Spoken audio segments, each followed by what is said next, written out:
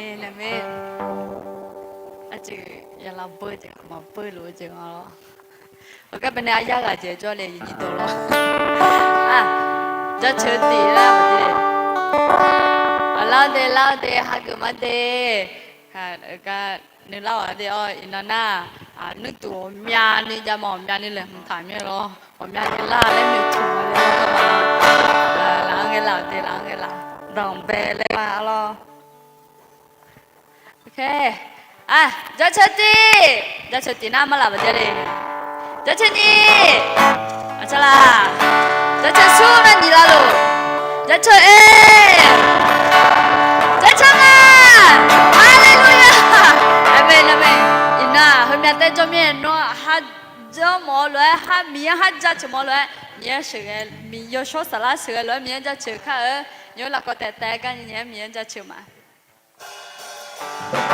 น้องแต่เด็กที่มีจะเชือค่ะลาเอ็นไปยังมีจะเชือลาเอ็นไปยังมีมาตามเดิมลาอาทิตย์จะลอยจะเชือมาลามีไม่ใช่อาทิตย์เดียวลอยลาที่นั่นเป็นไรยงแล้วนั่นลูกมีอะไรสิที่นั่นยงแล้วนั่นลูกดูเธอฉันจะก็ต้องต้องรู้ยังไม่เพียงแค่มีอะไรกันลาแค่อยู่ไม่อยากมีจะเจอลาแค่อยู่ไม่อยากมีมาตามเดิมลาอาจจะเป็นเลยจะเจอมาลาแม้ยังไม่ใช่อาทิตย์เดินเลยลาที่นั่นไม่ละยงละนั่นลูกมีอะไรสิที่นั่นยังวันนั้นลูกดูเธอฉันยังก็ต้องต้องรู้ยังไม่เพียงแค่มีอะไรที่นั่นไม่ละยงละนั่นลูกมีอะไรสิที่นั่นยังวันนั้นลูกดูเธอฉันยังก็ต้องต้องรู้ยังไม่เพียงแค่มีอะไรลาแค่ยังไม่อยากมีจะเจอลาแค่ยังไม่อยากมีมาตามแม่ลา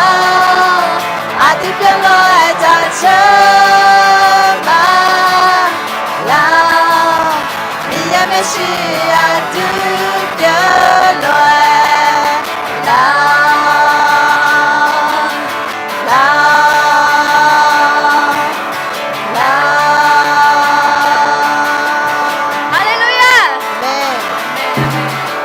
มีเยอะไม่ใช่อาทิตย์เดียวลอยเลี้ยงค่ะเมนเราจะเข้าไปหาพระเจ้าอย่างที่เราเป็นมาเทศมุนมาเชื่อกูได้ยังเชื่อแล้วที่กูร้อยกูมาอ๋อที่กูร้อยกูมาอยากก็ไม่เนี่ยกูดูได้หรอจริงๆซึ่งခွင့်ငယ်ယေရှုအယောဇာလန်တော်ဟလွယ်အနေမဲ့ချောဟာချီယာနာ ငါမချန်ခဲလာမနာ ယောဟာနုခောတဲကျေယောယောဟာလာယာမောနဲ့ ငါ ဟာ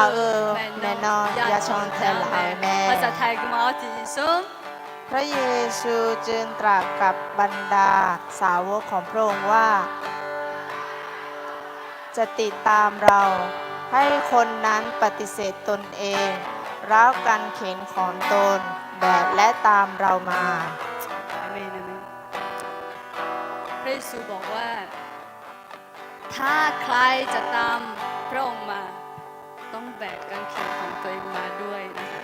อาสัวเยซูมันนั่งเชิญเทมองนะโยฮาลายาบ่าวเนี่ยอยากเชิญเทเลยไหมแล้วมีเนี่ยอายอมไปเชิญเทมาเล่นหนึ่งเสียงนะอายุเวลาเขาก็มีเยอะโบสถ์เนี่ยรู้ไหมเว้ยมีเยอะเชื่อเนี่ยรู้ไหม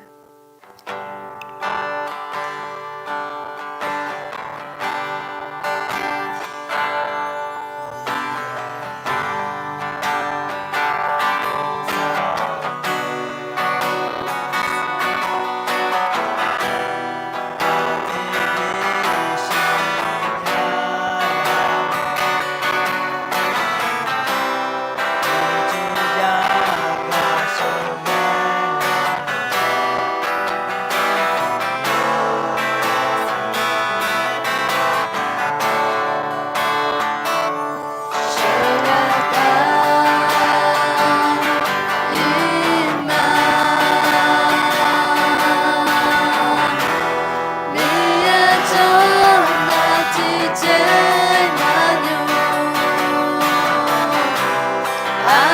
어쩌면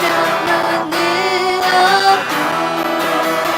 서로가 맞췄다만 네의 사랑하라면 하나님 사랑하고 실물로 찾대고 뒤집어 붙여봐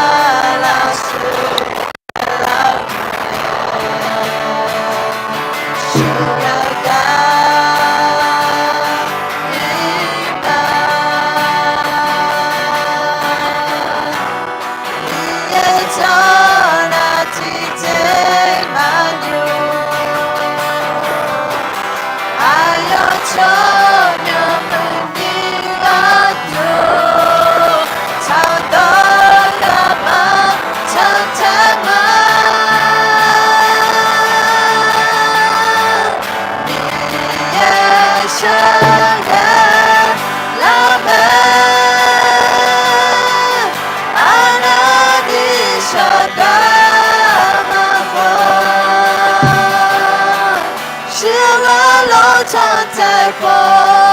뒤집어 붙여봐 네의 라프이마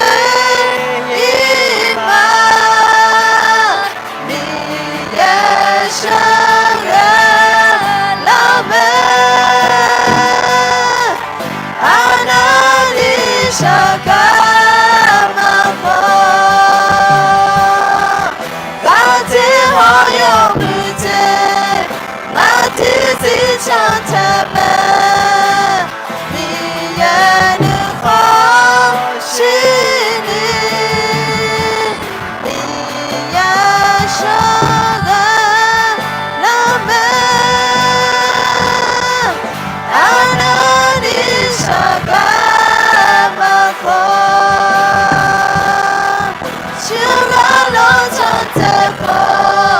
뒤집어 붙여봐 네의 라프이마 네의 사랑하라면 하나님 사랑하고 같은 허용을 같은 지천타면 네에는 확신이 마음만 같은 허용을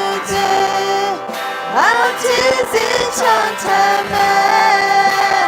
네에는 확신이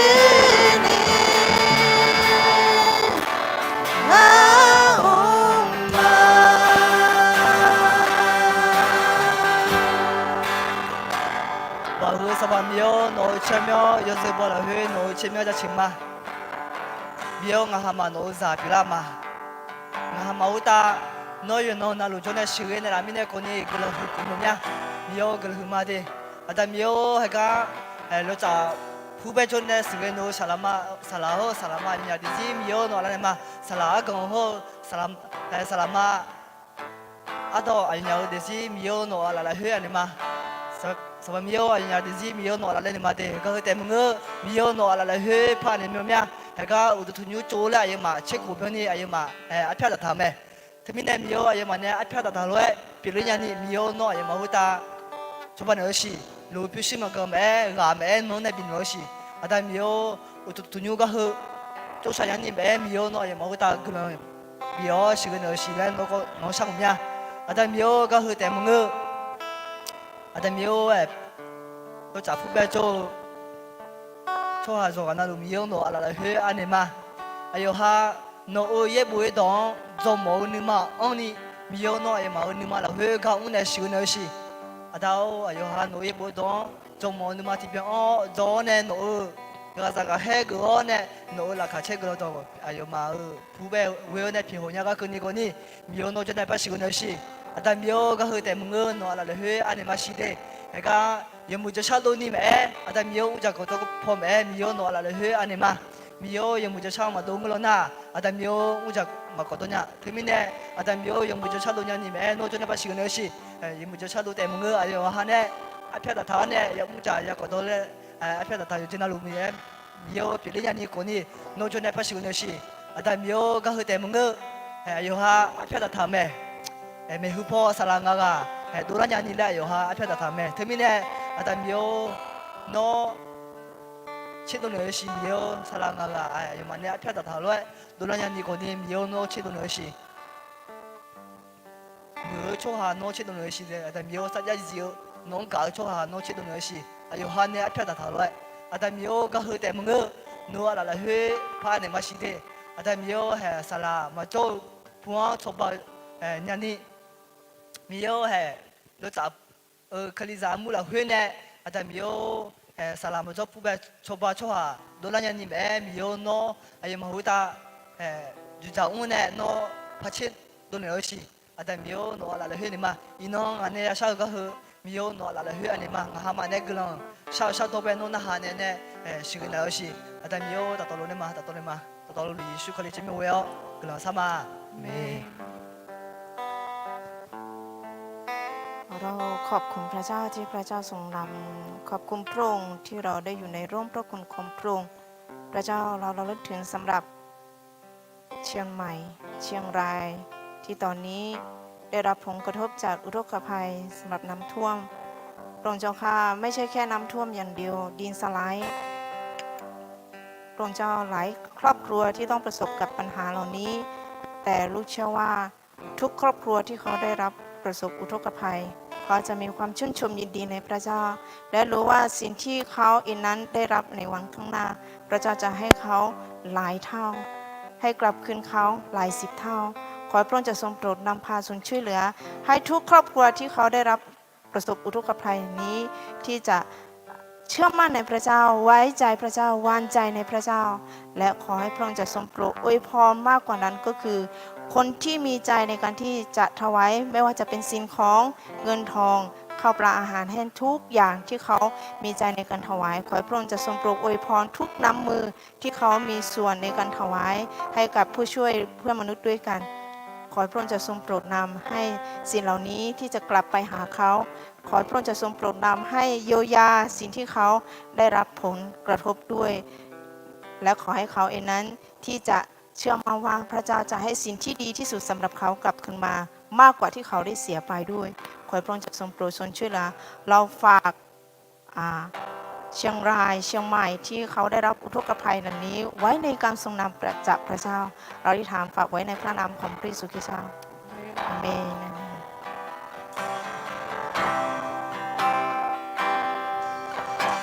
No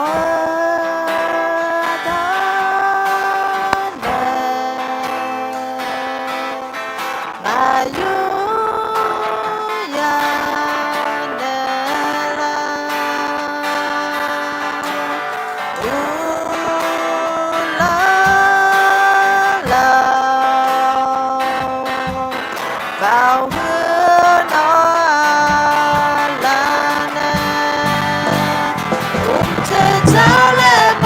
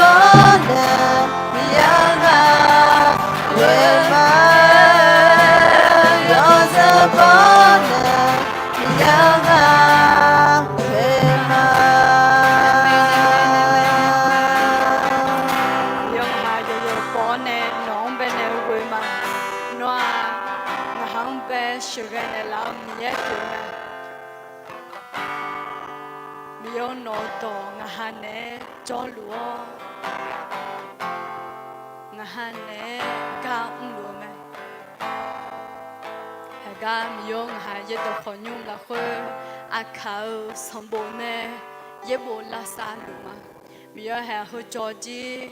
Chicho, I am Tado Town, Yebola Sa, I am Yama. Mio no daughter, hang edging, Wusholana, Nedging, how the Zion Benem Rujipume. Mionga, Yeboho, Akadone, Yala, Mine no Glonja Chuma. Mio Hangatino, Satino, Yeboho Gini. Ngaha ayuone mikhang ho inya akaya yuane wushonya je phanga le la salo je pyoma mio he hanyam la khobene no ya si chokang phabine la no ne ya si chokang bine la ne mio he ngaha ye bo la salunge ajile emonga no ye bo ho chambe ajile monga ayu ke one la cha phanga le no ne ya si chokang lumya le mine he ka hanyam la khobene sala salama o mya ga yu one ayam ne tikolwe choya chotale yebu yakutale yebu yala satale ayam la khwe mi yo hang ham manu kunya ka kuni no ne phame che khoni ya te aleng han ne thuma temine yebu la sa ayam la khwe ne ma mi yo na zo tu mai mu me no yo mu ja nga ha de si mu la phala ka kuni no ka ne la me no kula yo cha nga ha ga tu ya mya lu me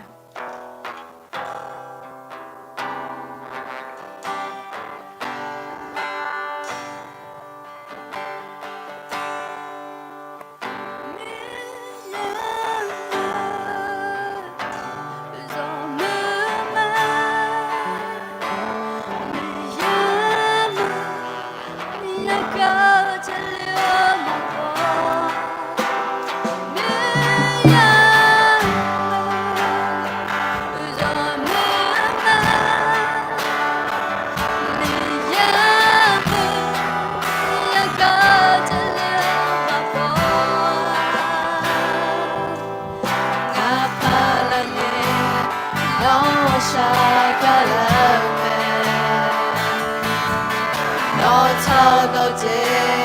nó chưa non tu la ni la shaka la me mi na so mai ka me yo na na lo a so ta chama ye ma ne ta chama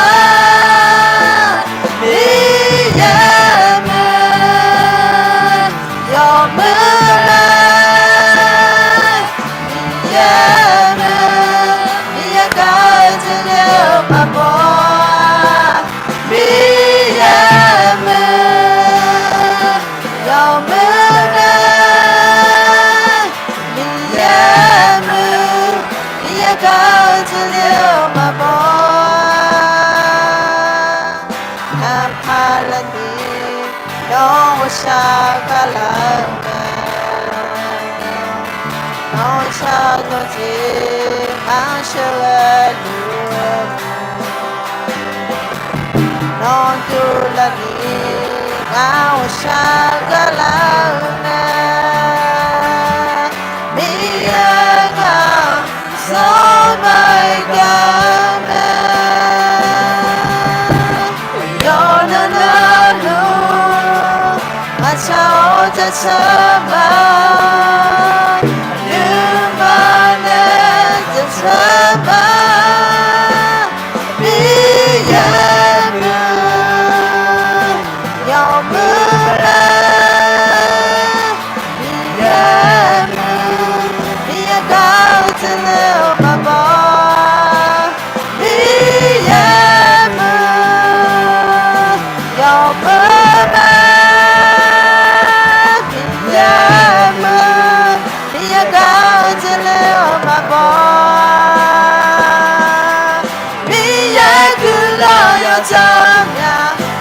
sẽ không sẽ biết lúa mẹ vì nhớ我想个见了嘛不你也cứ lo yo怎样我sẽ không sẽ biết lúa mẹ vì nhớ我想个见了嘛不你也不有没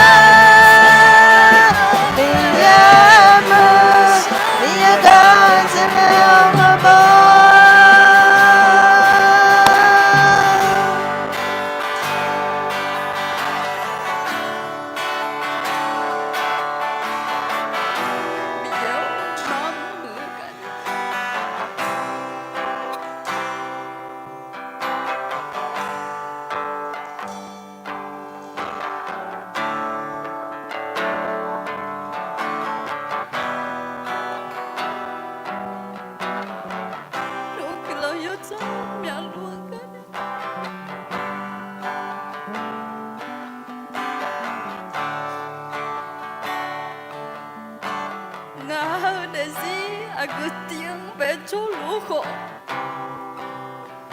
no kilo yo cho jam ya luo mine no ngaha gani ngaha magaga gani mio no yo go tiang beco da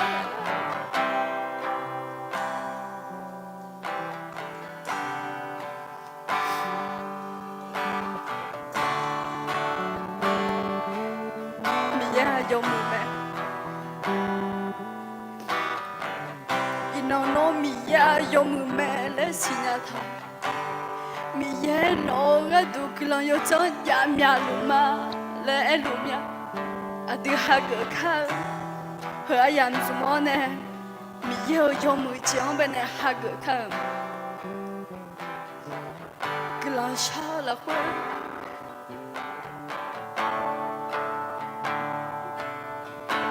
hốt tiếng để mà phá cho bọn nhà na mi ye nó bên này ăn tí sôi đá nữa cái đồ ayo cứ lo yo cho giam nhà luôn mẹ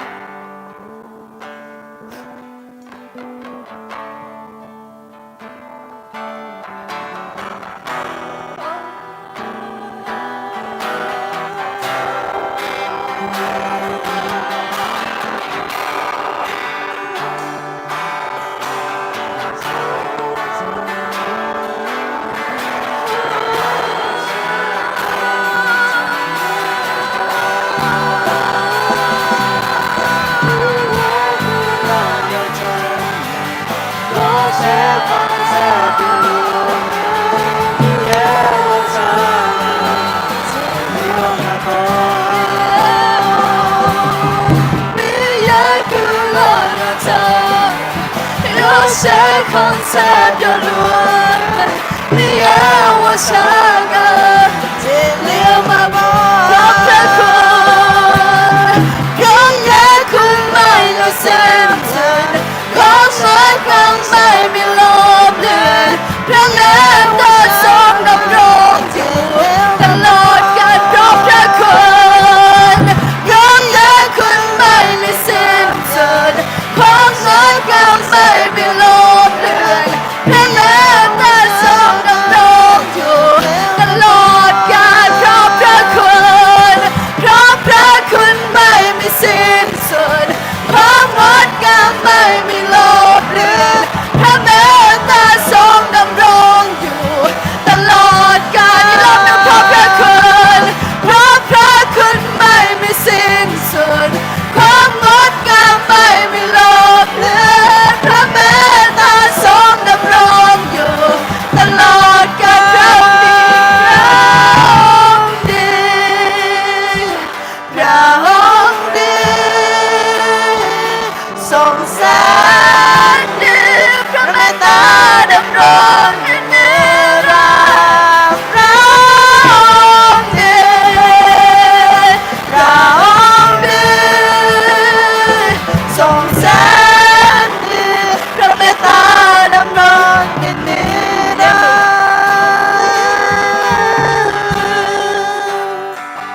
ลงมือมามีเยอะมีเยอะก็จะเลือกมาบอกมีเยอะ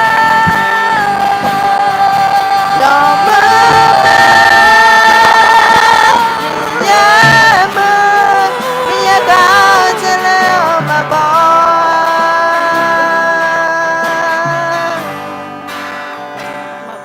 มาบอกโนก็จะเลี้ยวมาบอกโนว่าฉันก็จะเลี้ยวมาบอกโนก็ลองยกจ้ายังหาอีกคนนี้งาหาก็ตุยามยาลุมกลัวมามีโยนน้ำมือกันเนี่ยงาหาได้สิก็ตุมือกันเนี่ย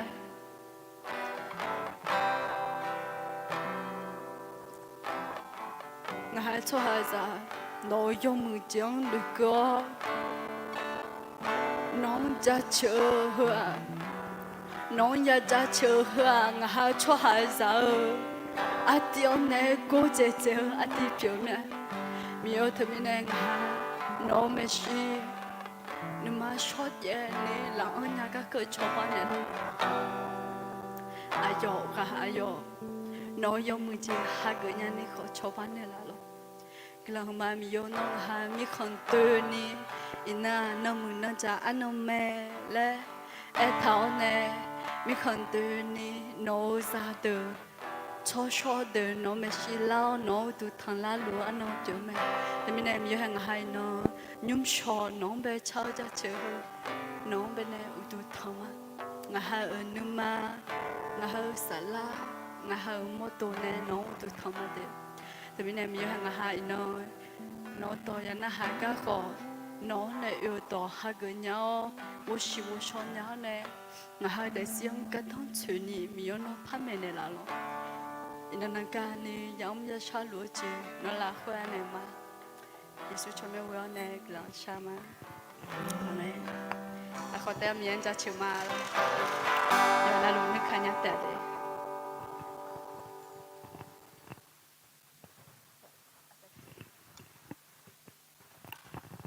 เนี่ยเราเคยสักขีข่าวยันไปเลี้ยวมาแล้วอินนันจีสักขีข่าวเมื่อนี้ก็จบไหมนะ一部最後聽啊，你那上部最後聽啊，做咩哦？出下咪名咯，好佢哋那個嘢啊，做乜哋？你然後那你翻嚟啦，有名啊咯，乜嘅咧？你咪那呢？但樣被下個乜嘅嘛咯？但樣有那路提過來，出嚟啦些咯，那你破咗你啦的。那片面正啊，了拖嚟有那拖啊，拖嚟，那片面正啊嘞啊。หากมาแล้วโอเคไม่หนูสักทีคำไปอายังเปลี่ยนมาแล้วแต่ไปก็ยี่บุจะอยากเปลี่ยนมาย้อนเลยแล้วก็แต่หากค่ะ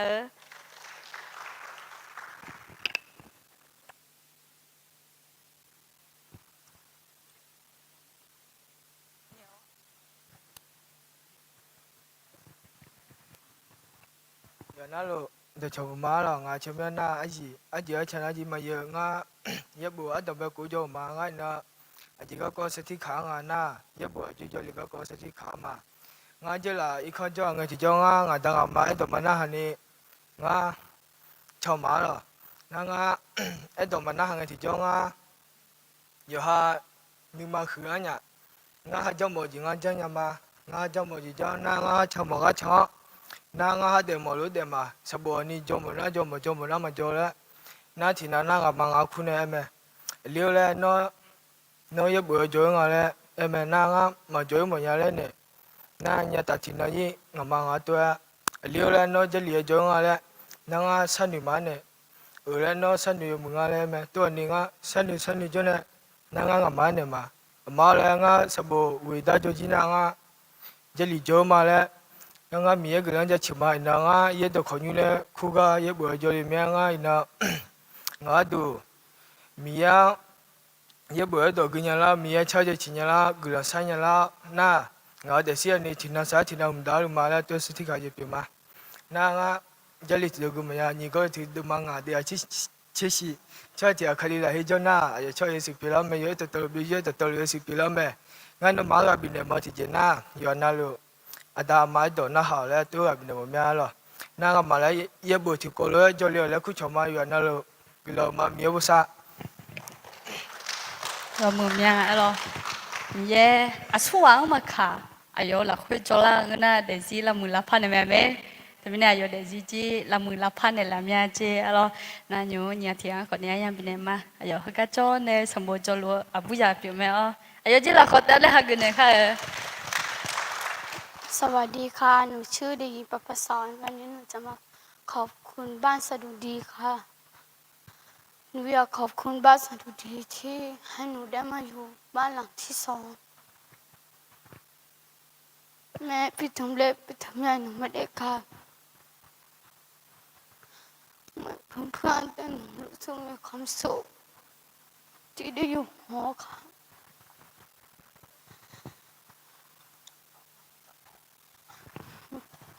หนูอยากจะขอบคุณพี่เลี้ยงทุกคน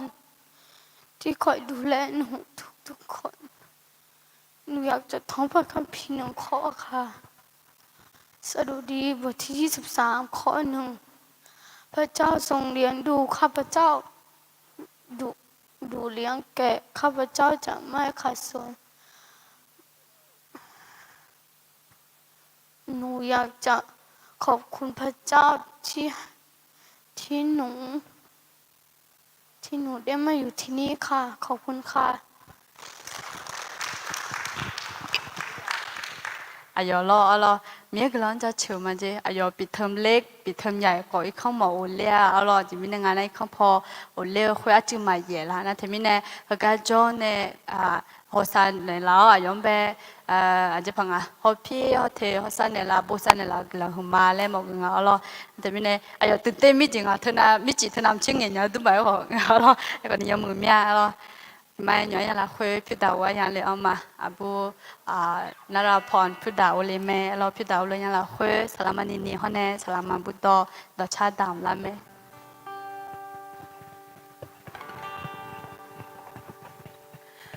อยู่นาล้วนตัวชมพูมาลอยอินเนอร์สารมาบุตรกันเนี่ยตัวลุนนามาเชและตัวชาเช่าเนี่ยมียังจะเชื่อมา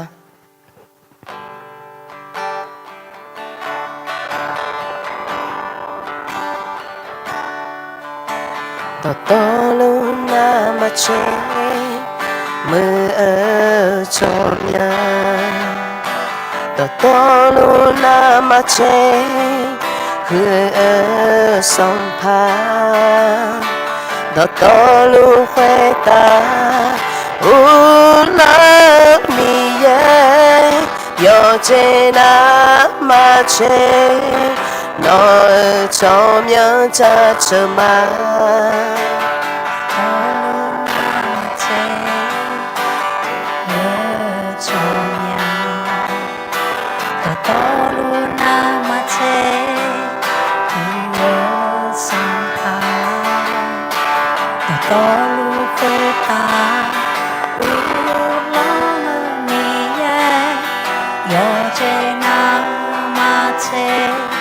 No 从苗到车马。มือจมยังหือสองพังเช้าจะเจอเดิมแม่ต่อลูก回答无论你要有重量在这生怕回答你要重量ต่อลูกน้ำมาเชมือชมยังต่อลูกน้ำมาเชคือสัมผัสต่อลูก回答无论你也有这那么切有重要的什么มือจมยังหือสองพังเช้าจะเจอเงินแม่ต่อลูก回答无论你也有重要的这生怕回答你也重要หือสองพังเช้าจะเจอเงินแม่ต่อลูก回答无论你要有重要的这生怕回答你也重要有重要的这生怕回答你也重要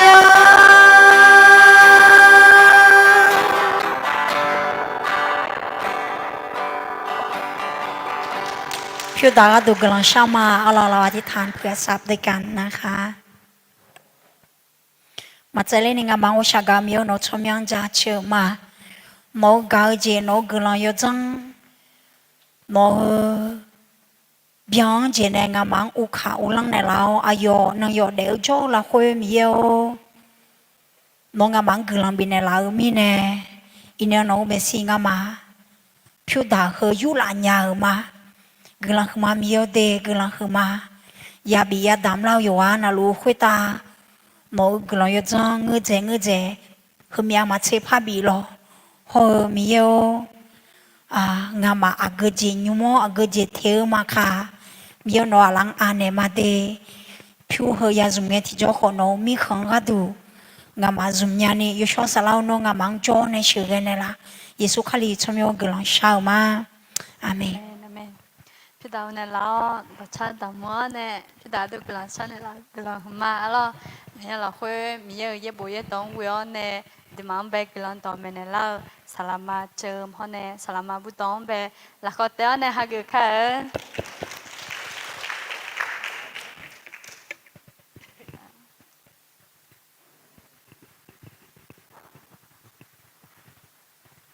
โอ้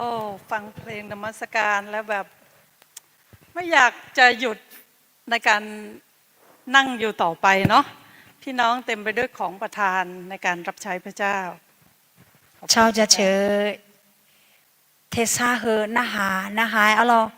มีเยอะมีของโจกัดูอ๋อมานาหมอญาที่ปล่อยมานาหมอญาอ๋อมีเยอะกำลังจะเชื่อมาโลกอินเทอร์เน็ตก็จะต้องคอยกันหน่อยนะคะการคือใครยาจุมิเนี่ยจียาดองอะไรอย่างนี้ตัวอ๋ออินเทอร์เน็ตพอเนี่ยมาอ๋อ Wi-Fi ฮังเกจิอ๋อดิฉันเคยมาเทศนาที่นี่ครั้งก่อนนู้นจำได้ไหมคะที่โปรแกรมแบบโฮล่าหมาอ๋อฮงเงเจอหลังเงนู้นนี่ก็นานพอสมควรเนาะจิมยังล่ำไหมเด้อ๋อจิมยังล่ำไหมอยากจะรู้ว่าใครจำได้ว่าเทศนาหัวข้ออะไร nữ thả nhà cho hạ cho mà xíu lo à gỡ giờ u giang tháo này mẹ là lấy nữ thả nhà mà lo ใครจำได้บ้างคะ nữ thả nhà mà là จำได้ไหมเดี๋ยวฉันไปเด็ดใบเฟื่องฟ้ากิ่งเฟื่องฟ้ามาจำได้ไหมคะ bà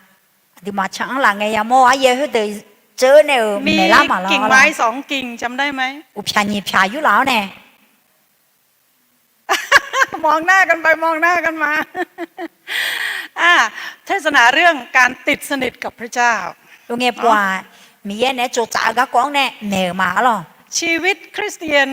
ไม่ติดสนิทกับพระเจ้าก็จะไม่เกิดผลอะไร คาลิซาเดเซียมีเยนมาจุดจัดฐานะ แต่ อา เมื่อ สิ เรา มาสีเลยญาอ๋อ ติดสนิทกับพระเจ้าเราก็จะเกิดผลในทุกสิ่ง ไอ้คนมีเยนจุดจัดฐานะโยเจนารู้ละคุยอาสิสิเลยไหม ในทุกสิ่งจริง โยเจนารู้ละคุย ๆ ให้เราได้ร่วมใจกันอธิษฐาน กำลังที่โพชามาอ๋อ สาธุการแด่พระบิดา พระองค์ผู้ทรงสถิตในฟ้าสวรรค์และพระองค์ผู้ทรงสถิตในท่ามกลางข้าพระองค์ทั้งหลาย พระสัญญาของพระองค์นั้นเป็นจริงทุกอย่างข้าพระองค์ทั้งหลายสามารถไว้วางใจได้ทุกอย่าง เชื่อได้ทุกอย่างข้าพระองค์ขอบพระคุณพระองค์วันนี้ที่ข้าพระองค์ได้อยู่ต่อหน้าประชากรของพระองค์ และไม่เพียงแต่พี่น้องที่อยู่ที่นี่เท่านั้น แต่คือข้าพระองค์ด้วย ที่ข้าพระองค์ทั้งหลายจะมีหูที่ฟังพระสุรเสียงของพระองค์เพราะพระวจนะของพระองค์ตรัสว่าแกะของเรารู้จักเสียงของเรา ขอไม่เพียงแต่เราได้ยินเป็นผู้ที่ได้ยินเท่านั้นพระเจ้า ขอพระองค์ทรงโปรดช่วยให้ข้าพระองค์ทั้งหลายเป็นผู้ที่จะตอบสนองพระคำของพระองค์ด้วยใจยินดี พระองค์เจ้าข้าในโลกใบนี้มีเต็มไปด้วยมากมายหลายสิ่งแต่จนข้าพระองค์แก่แล้วสิ่งที่ข้าพระองค์เห็นก็คือชีวิตในพระเยซูคริสต์คือที่สุดของชีวิตการติดตามพระเยซูก็คือที่สุดของชีวิตด้วยดังนั้นในวันนี้ขอพระวิญญาณบริสุทธิ์ได้ทรงโปรดสัมผัสใจแตะใจข้าพระองค์ทั้งหลายโอ้พระเจ้าแตะใจข้าพระองค์ทั้งหลายเพื่อให้หัวใจของข้าพระองค์ทั้งหลายจะเป็นเหมือนพระทัยของพระบิดาเพราะว่าไม่เพียงแต่เราจะเรียกพระองค์ว่าอับบาอับบาแต่เราจะเชื่อฟังพระองค์ด้วยสุดหัวใจของเราข้าพระองค์อธิษฐานและขอการสถิตอยู่ของพระองค์อยู่ที่นี่ข้าพระองค์เชื่อว่าพระองค์อยู่ที่นี่ประทับอยู่ท่ามกลางเราขอบพระคุณพระองค์ในพระนามพระเยซูคริสต์เจ้าอาเมนวันนี้ก็จะพูดถึงอันนี้เป็นฝีมือวาดรูปของโมริยาลูกสาวคนโตก็วาดรูปนะคะพอแม่จะทำหนังสือแม่จะทำหนังสือ而且萨拉玛有那，而且上布波呢，上布正罗提啊，表妹咯，巴和巴那，萨拉玛阿布呢，布阿邦啊，เอาหรอแล้วแม่ก็มีลูกที่สามารถใช้งานโดยไม่ต้องคิดสตังค์นะจะไม่แน่อาบ้าผิวในบีเบียเจอมาพัดลงอะไรหรอเขาก็ยังวาดอีกรูปหนึ่งแต่แม่ชอบรูปนี้มากนะเธอบ้าบังเอิญจีพัดยาเสียขอเธอบ้านยาเล่นยาอะไรยุ่งหลังเราจะมาอ่านในข้อความข้างบนนี้ด้วยกันแต่ก็อุจจาระติโปกลามาหรอภาษาไทยพอแดงอาเดียหรอ1 2 3กล้าที่จะเดินบนทะเลถามว่าพวกเราที่นี่มีใครกล้าจะเดินบนทะเลไหมก็เฮอุจังน่ะอิมาลาซาคุตาชังเพอแรงอ่ะเราน่ะก็จอดมาลาซาคุตาชังเพอจ้ะอาสวะจอลีจะพาไปพัทยาพัทยาแบบเชิญในเอี้ยวในไปเชิญมาหรอเดี๋ยวไปลองเดินดูนะอยากไปใช่ไหมจะหลอกพาไปใช่ไหมการเดินบนทะเลเนี่ยในตอนนี้เราเห็นในรูปคือพระเยซูเดินบนทะเลอาบ้าเฮบ้านาเยซูคาลีอิมาลาซาคุตาชังอาบ้าเปียวแม่หรอแต่ว่าในความหมายในที่นี้การเดินบนทะเลคือการเดินเหนือสิ่งที่เป็นธรรมชาตินะเฮกังอุจังเฮอิมาลาซาคุตาชังพอเอค่ะอามีมีเปียวนามาเชอ๋อหรอจังเล็บพายเอวคุตาชังกาเอหมอเกงอ่ะหรอดิฉันจะอ่านจากพระธรรมมัทธิวบท14ข้อ22ถึง33กามาเทเดมาเชนี่เชเหนียงในสมเชสมเกินนี่กาเวในกมาหรอเราจะใช้เวลาในการอ่านพระคำของพระเจ้าอ่านภาษาไทยแล้วเดี๋ยวจะมีการอ่านเป็นภาษาอาขาด้วยการไทยพอเทเบเทกัวในอาขาพอในเล็กมาหรอครั้นแล้วพระองค์ได้ตรัสให้เหล่าสาวกลงเรือข้ามฟากไปก่อนส่วนพระองค์รอส่งประชาชนกลับบ้านและเมื่อให้ประชาชนเหล่านั้นไปหมดแล้ว พระองค์จึงเสด็จขึ้นไปบนภูเขาโดยลำพังเพื่ออธิษฐาน เวลาก็ดึกลงพระองค์ยังทรงอยู่ที่นั่นแต่ผู้เดียวในขณะนั้นเรืออยู่กลางทะเลแล้วและถูกคลื่นโคลงพระทวนลมอยู่ครั้นเวลา3 ยามเศษพระองค์จึงทรงดำเนินบนน้ำทะเลไปยังเหล่าสาวกเมื่อเหล่าสาวกเห็นพระองค์ทรงดำเนินบนทะเลเขาก็ตกใจนักร้องอึงไปเพราะกลัวคิดว่าเป็นผีในทันใดนั้นพระเยซูตรัสกับเขาว่าทำใจให้ดีไว้เถิดเราเองอย่ากลัวเลยฝ่ายเปโตรจึงทูลตอบพระองค์ว่าพระองค์เจ้าข้าถ้าเป็นพระองค์แน่แล้วขอทรงโปรดบอกให้ข้าพระองค์เดินบนน้ำไปหาพระองค์พระองค์ตรัสว่ามาเถิดเปโตรจึงลงจากเรือเดินบนน้ำไปหาพระเยซูแต่เมื่อเขาเห็นลมพัดแรงก็กลัวและเมื่อกำลังจะจมก็ร้องว่าพระองค์เจ้าข้าช่วยข้าพระองค์ด้วยในทันใดนั้นพระเยซูทรงเอื้อมพระหัตถ์จับเขาไว้ตรัสว่าท่านสงสัยทำไมท่านช่างมีความเชื่อน้อยเสียจริงเมื่อพระองค์กับเปโตรขึ้นเรือแล้วลมก็เงียบสงบเขาทั้งหลายที่อยู่ในเรือจึงมาหมอบกราบพระองค์ทูลว่าพระองค์ทรงเป็นพระบุตรพระเจ้าจริงแล้วมาไทยเดิมมาเชื่อนี่เช่นยังในสมเชื่อสมละคุยอ๋อเยซูหลังคุยตาเชื่อแรงอ่ะอ๋อเยซูช่วยหามาเดินบิวอีหลงเงจะหลังเดินอ่ะหลงยกคอยบิวอีอายอเมหุเนหลังนึบาพอบิอีเจถอเมช่วยหามาเดินบิวอีจีน่ะอายอที่อาเตก็จงดาเลียวกุลงชาเลเมอุจิจิเลงอายอที่อาเตคุยกาจอลูเมหล่อคุยหล่อหลังกันเชอีกเงจะเล่บอาเพียวมาชามีเนอีลูเจอหลงชิทังชิตูดีลูเมอุบยาบยาทอเยซูหลังคุยตาชังจะหลังเดจอกาเอลูเมอายอหลังคุยตาชังเอลูกาจะหลังเดยามงชอกุยกู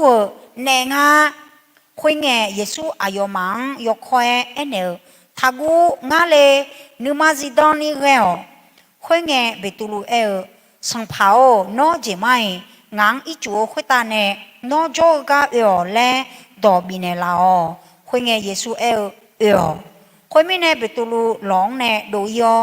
อีจูคุยตาชังเยซูโจกาเมขอเบตูลูเลเจจะเลมาบอละขอเบตูลูจะเลมาบอละกายามอกูดือยอีจวงกันเรลูเม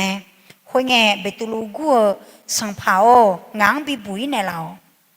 คุยเยซูอะไรยกข้อชอเจ้าอายองเกเทวเนจงกาบาชัวหาโนอาจิมิเนปปลาลายหนูเลยอายอญาโลคุตาอายอญาโลละคุอูเลงจะเลบนาเลเมคุยโลละคุอูลัวเดเยซูจงกาลาอุดุทังโนอาดีอามามีเยอะจะยงกเลกมีอร่อยบาซาเพียมาค่ะอาจารย์แม่นขอบคุณมากนะคะแล้วก็ในนี้เราจะเห็นว่ามีคำถามว่าคุณเห็นอะไรน้องเห็นอะไรคะโนอาเจโมลาญาแล้วนะคะดอดยังอ๋อในรูปนี้เราเห็นอะไรคะอาเจโมลาญาอย่างนี้เด้อคนที่นี่เรียบร้อยมากเลย เห็นคนเดินบนทะเลแล้วเห็นเรือแล้วเห็นอีจู และเห็นพายุเนาะกาบ้าห้องชัวหาอีจูคุตาช่างรอยามออุเยยามอน่าจะแลฮังเกจิยามอโมลังรอห้องสีลังรอแล้วในรูปนี้เราเห็นว่ามีคนเดินบนทะเลและมีคนอยู่ในเรือนะบ้าเบอร์พม่าเจลังรออีจูลาตาช่างรู้ที่เดินที่กาช่างรู้รอลาตาที่เดินและจิรู้และโมลังรอคนเดินบนทะเลตอนนี้มีคนเดียวอีจูลาตาช่างรู้ที่กาจ่อแต่ในเรื่องที่เราอ่านมี2 คนขวาดึงมาคือรู้ค่ะนี่กาหรอพี่น้องต้องขออภัยดิฉันด้วยนะดิฉันไม่ค่อยถนัดในการใช้แผ่นPowerPoint สลามาโย PowerPoint และจุ่มๆแม่เทนานะมาดังนั้นเวลาที่ใช้ PowerPoint กับการเทศนามักจะแบบประหลาดออกอาการนิดหน่อยไม่แน่จือโยจิโย rằng lấy phá món na thà rằng lấy đẻ rồi แต่เราเห็นพระเยซูกำลังเดินบนน้ำ Giêsu khai lấy ít chủ khối ta chẳng lùa thì mà ya mô mà à เรากำลังเดินบนน้ำไปหาคนที่อยู่ในเรือ ít chủ khối ta chẳng này có lỗ là khối cho được cho các chẳng nhiều lo คำถามที่บอกว่าคุณเห็นอะไรในคำถามเนี้ย u sơ nó chỉ mô la nhà gã chỉ mô la nhà ba chỉ mô la nhà lẽ na hào đỏ khối đỏ ดิฉันกำลังจะถามว่าคุณเห็นอะไรเมื่อคุณอ่านพระคัมภีร์ตอนนี้ à đi mãi sơ ye bụi gừ gã ya gạo khối à chỉ mô la nhà lẽ na hào mô chỉ phiếu mà เราจะเจริญเติบโตในชีวิตฝ่ายจิตวิญญาณได้ ต่อเมื่อเราดูว่าพระคัมภีร์กำลังพูดถึงอะไร à đi mà ở để gì hờ gừ lăng xả lá phò à đi cô la này gừ la măng la nhà này à dưới ya chân à ai na ye bụi ye đỏ à đi ngã yếm này là nhà lẽ ya bột sale mẹ à lo ถ้าเราเห็นความสำคัญของพระเจ้าเราจะใส่ใจต่อถ้อยคำของพระคำพระเจ้า à đi mà mi yang bè à ye thà hử ngân na ye bụi ye đỏ gì này à ye thà hử mẹ à lo เราจะไม่อ่านแล้วปล่อยผ่านไปแล้วก็เหมือนกับไม่ได้อะไรเลย cứ này cứ dễ té mà ngơ thì chỉ mà ra ni cứ té mà ngơ à lo ดิฉันเป็นคนที่ซีเรียสมาก à salama yo na à long té ni ở chỉ lo nhưng mà cơ lo nhưng mà cơ ở cái ye bụi ye đỏ ta liao này เวลาที่สอนพระคัมภีร์ลูก giá ở chỉ yo giá bè ye bụi mẹ nghe จะถามเขาว่าเข้าใจว่ายังไง à yo cho lên lấy bê thế na และปัจจุบันคุณเป็นยังไง na nhúm nó yo ở nhà lên na hàm mà chứ จะไม่เคยถามเขาว่าพระคัมภีร์ว่ายังไงแล้วจบแค่นั้น ye bỏ yo ở nhà lên té na hảo này có té mà bị gì nè แต่จะถามต่อว่าแล้วคุณเป็นยังไงถ้าเอาตัวคุณเข้าไปในพระคัมภีร์ตอนนี้ nó để gì hơ ye bụi ye đỏ cái đỏ ơi nó mà à yo biểu la gì à lên na hàm mà chứ lo ดังนั้นวันนี้เราสามารถเป็นคนสองประเภทในเรื่องนี้ cái con ta lên này thì mà chứ nè cho hai người dễ biểu nhang à คนประเภทแรกคือคนแบบเปโตร à đằng bè dễ na bê tu lu lúa đua เปโตรที่ลงจากเรือแล้วลงไปเดินบนน้ำ bê tu lu lóng nè ít khao ít chủ hội ta chẳng nhiều คนประเภทที่สองคือคนที่นั่งอยู่ในเรือ nhị đời thì đời na ló hội ta chỉ lúa hội đời lúa ดิฉันให้ชื่อคนที่นั่งอยู่ในเรือว่า นั่งกอดอกและคอยดู ga ló hội ta nước lúa đời à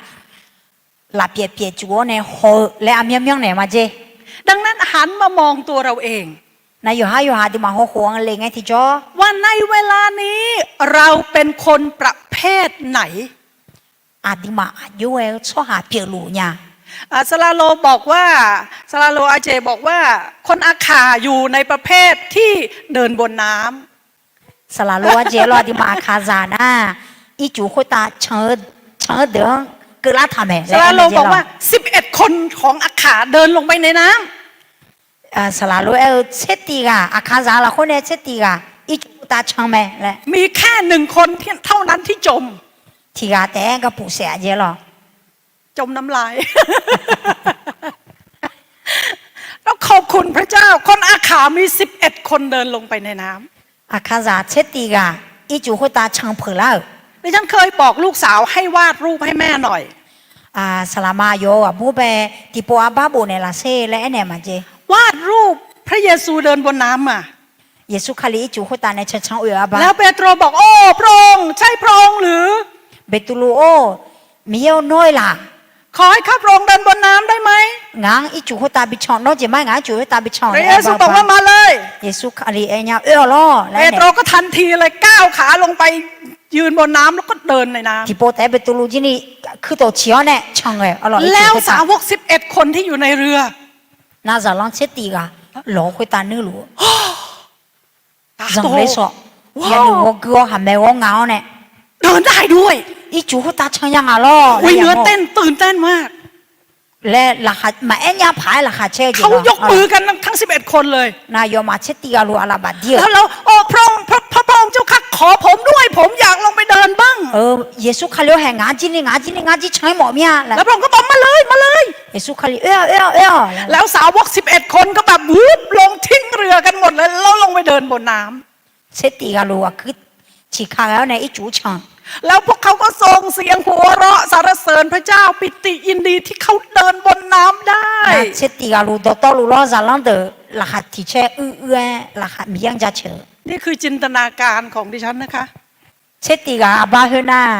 萨拉玛有女妈妈有姐姐咯，提个不拆个咯。 ดิฉันอยากเห็นภาพนั้นมาก 阿爸和爸妈冇来伢咯。 มันควรจะเป็นแบบนั้น 可能表爬个，这地个路，这地个路就不得要卡久咯，阿爸和爸表爬 ตั้ง 个 แต่เกิด。มาเรายังไม่เคยเห็นใครเดินบนน้ำได้เลย ได้了，妈妈话咯，就会打枪呀。 ดิฉันดูข่าวบางครั้งที่เห็นแม่ชีลอยน้ำเนาะเขาดังกันมากเลย แม่ชีเดออีจูหัวตาและบัวเจและข่าวตัวยากังไอ้หอมาอร่อยและเที่ยวดัวหรอ ดิฉันก็บอกกับสามีก็บอกลูกว่าสบายมากแบบนี้ เจอายุเพศไอ้เนี่ยมาเจร้องว่าโอ้อะไรแต่อะไรหรอ ดิฉันก็เลยลอยน้ำโชว์พวกเขานานหลายนาทีเลย สลามาอร่อยอยู่คนนี้ไอ้จูตาบูเนี่ยพี่หอมาเจอหรอ สามารถนอนลอยน้ำเป็นชั่วโมงก็ได้สบายมากเลยน้ำนิ่งๆนะไม่ใช่น้ำแรง จูหัวตาและสักสูนี่อยู่ในและบูดาลาเถอะอยู่อ่ะนะลูกจังยากาแม่หรอ ๆดังนั้นวันนี้มาถึงคำถามว่าคุณเห็นอะไร แต่มีแน่นะฮะตรงพ่อโคลามาน้องอาจิโมลาญาเลยละอันเดียจิโมลาญาเลย ที่สองคือคุณอยากเป็นอะไร นั่นยี่ตัวที่ตัวน่ะน้องอาจิเปียกบ่อญา นี่เป็นครั้งแรกที่ใช้อันนี้เป็นไหม เดาเอา คุณอยากเป็นท็อปหนึ่งหรืออยากเป็น 99% แต่ก็ท็อปตีเหมือนหน้าหัวเชื่ออ่ะก็คือหมอญาเธอตีเอาในหัวเชื่อเธอละคุยเอาละ ตอนนี้ถามตัวเองเลยบอกตัวเองเลย คุณอยากเป็นคนประเภทไหน จะปล่อยอยู่หันหน้าหาวเอาละอ่ะก็เปียกหมอญาแล้วหรอ เขาบอกว่าคนเราเมื่อเราบอกเราทำไม่ได้เราก็จะทำไม่ได้ ชอบจะให้แล้วแกเจ้าหรอหมาญาแล้วเงินนะหมาญานี่เปียกไม่ แต่ เจ้ ถ้าเราบอกว่าเราทำได้เราก็จะทำได้ ญามาแล้วนะเปียกญาไม่เจ้ บางคนเงยหน้ามองท้องฟ้า แล้วมองเห็นแต่ก้อนเมฆและนกที่บินไปบินมา ที่อ่ะนะโอเลยเนี่ยหมูตาหงเอ๋ดูมออาจีรออีรอเล่าคุยหอมญาไม่ แต่มีคนคนหนึ่งที่มองท้องฟ้ามองนก ชอบที่อ่ะคุยตาหอเนี่ยอาจีหอ แล้วก็คิดว่า ฉันจะขึ้นไปอยู่บนท้องฟ้าได้ยังไง เฮ้ยอย่ามองไงง่าคุยตาอยู่เลยดาวเนี่ยโจเลยญานุ่มและฉันเนอ ฉันจะต้องคิดวิธีที่ฉันจะบินได้เหมือนนก ง่าอาจีรวยโจญานี่อย่าปกมองอย่าจ้องยังและฉันเนอ แล้วเขาก็ทำเครื่องร่อนขึ้นมา น่าอายเห็นแล้วฮอบบี้มังเงกันเนี่ยที่เจียอย่างนี้ตัวเห็นแล้วยกขายอยู่แล้วอายุพัง เขาล้มเหลวหลายครั้ง อมยาป้อยมา แต่ เจ้าเปีย ใน เนี่ย ที่สุดเขาทำสำเร็จ ขออาศัยสารังเนี่ยเปียอะไร และในที่สุดปัจจุบันนี้เรามีเครื่องบิน นี่ว่าฮอบบี้จังโดหลังอะไร เราสามารถบินข้ามทวีปได้สบายๆเลย เฮเหมือเนี่ยเฮเหมืออีกเฮเหมือเนี่ยเฮเหมืออีกยอแหละ แล้วก็มีบางคนคิดว่าเครื่องบินมันบินต่ำเกินไป ที่กันน่ะฮอบบี้เธออันนั้นนะโจเฮนั่นนะโจออกงานแล้วเหนือผา ฉันอยากไปดูว่านอกโลกมันมีอะไรบ้าง น่าบ่ามีชาวละนี่พอเฮทองข้อละนี่พอเฮจะยังอะไรพะโมหมอเนี่ย เขาก็เลยคิดหาหนทางและประดิษฐ์เป็นยานอวกาศ น่าคนเหนือเฮภาษาเหนือนะเหนือจ่าเหนือจ่านะยานอวกาศและจังโดหลังตอนแรกไม่ค่อยประสบความสำเร็จเท่าไหร่ ดังไปเนี่ยเปียเลยเนี่ยผามาเนี่ย แต่ในที่สุดเขาก็ผลิตยานอวกาศขึ้นไปข้างบนได้ ขออาศัยสารังเนี่ยเปียเนี่ย และเขาใช้เวลาเป็นเดือนอยู่บนอวกาศได้ บลาเสียปะจนอยากหรอ นี่คือคนประเภทท็อป1%ก็คือเดี๋ยวนะท็อปติและถึงหัว แต่คน99ทำยังไง วิเชื่อเดี๋ยวอายุเองไม่เป็นไรควักเงินไปซื้อตั๋วขึ้นเครื่องบินก็พอละ เจมังง่าพิวยามาพิวเนี่ยเจอมา แต่ยังไงก็ตามวันนี้อยากจะท้าทายเราทั้งหลาย อินะให้แล้วคู่ชมอญารอดีบัง ชีวิตคริสเตียนเป็นชีวิตที่ประเสริฐที่สุดเลย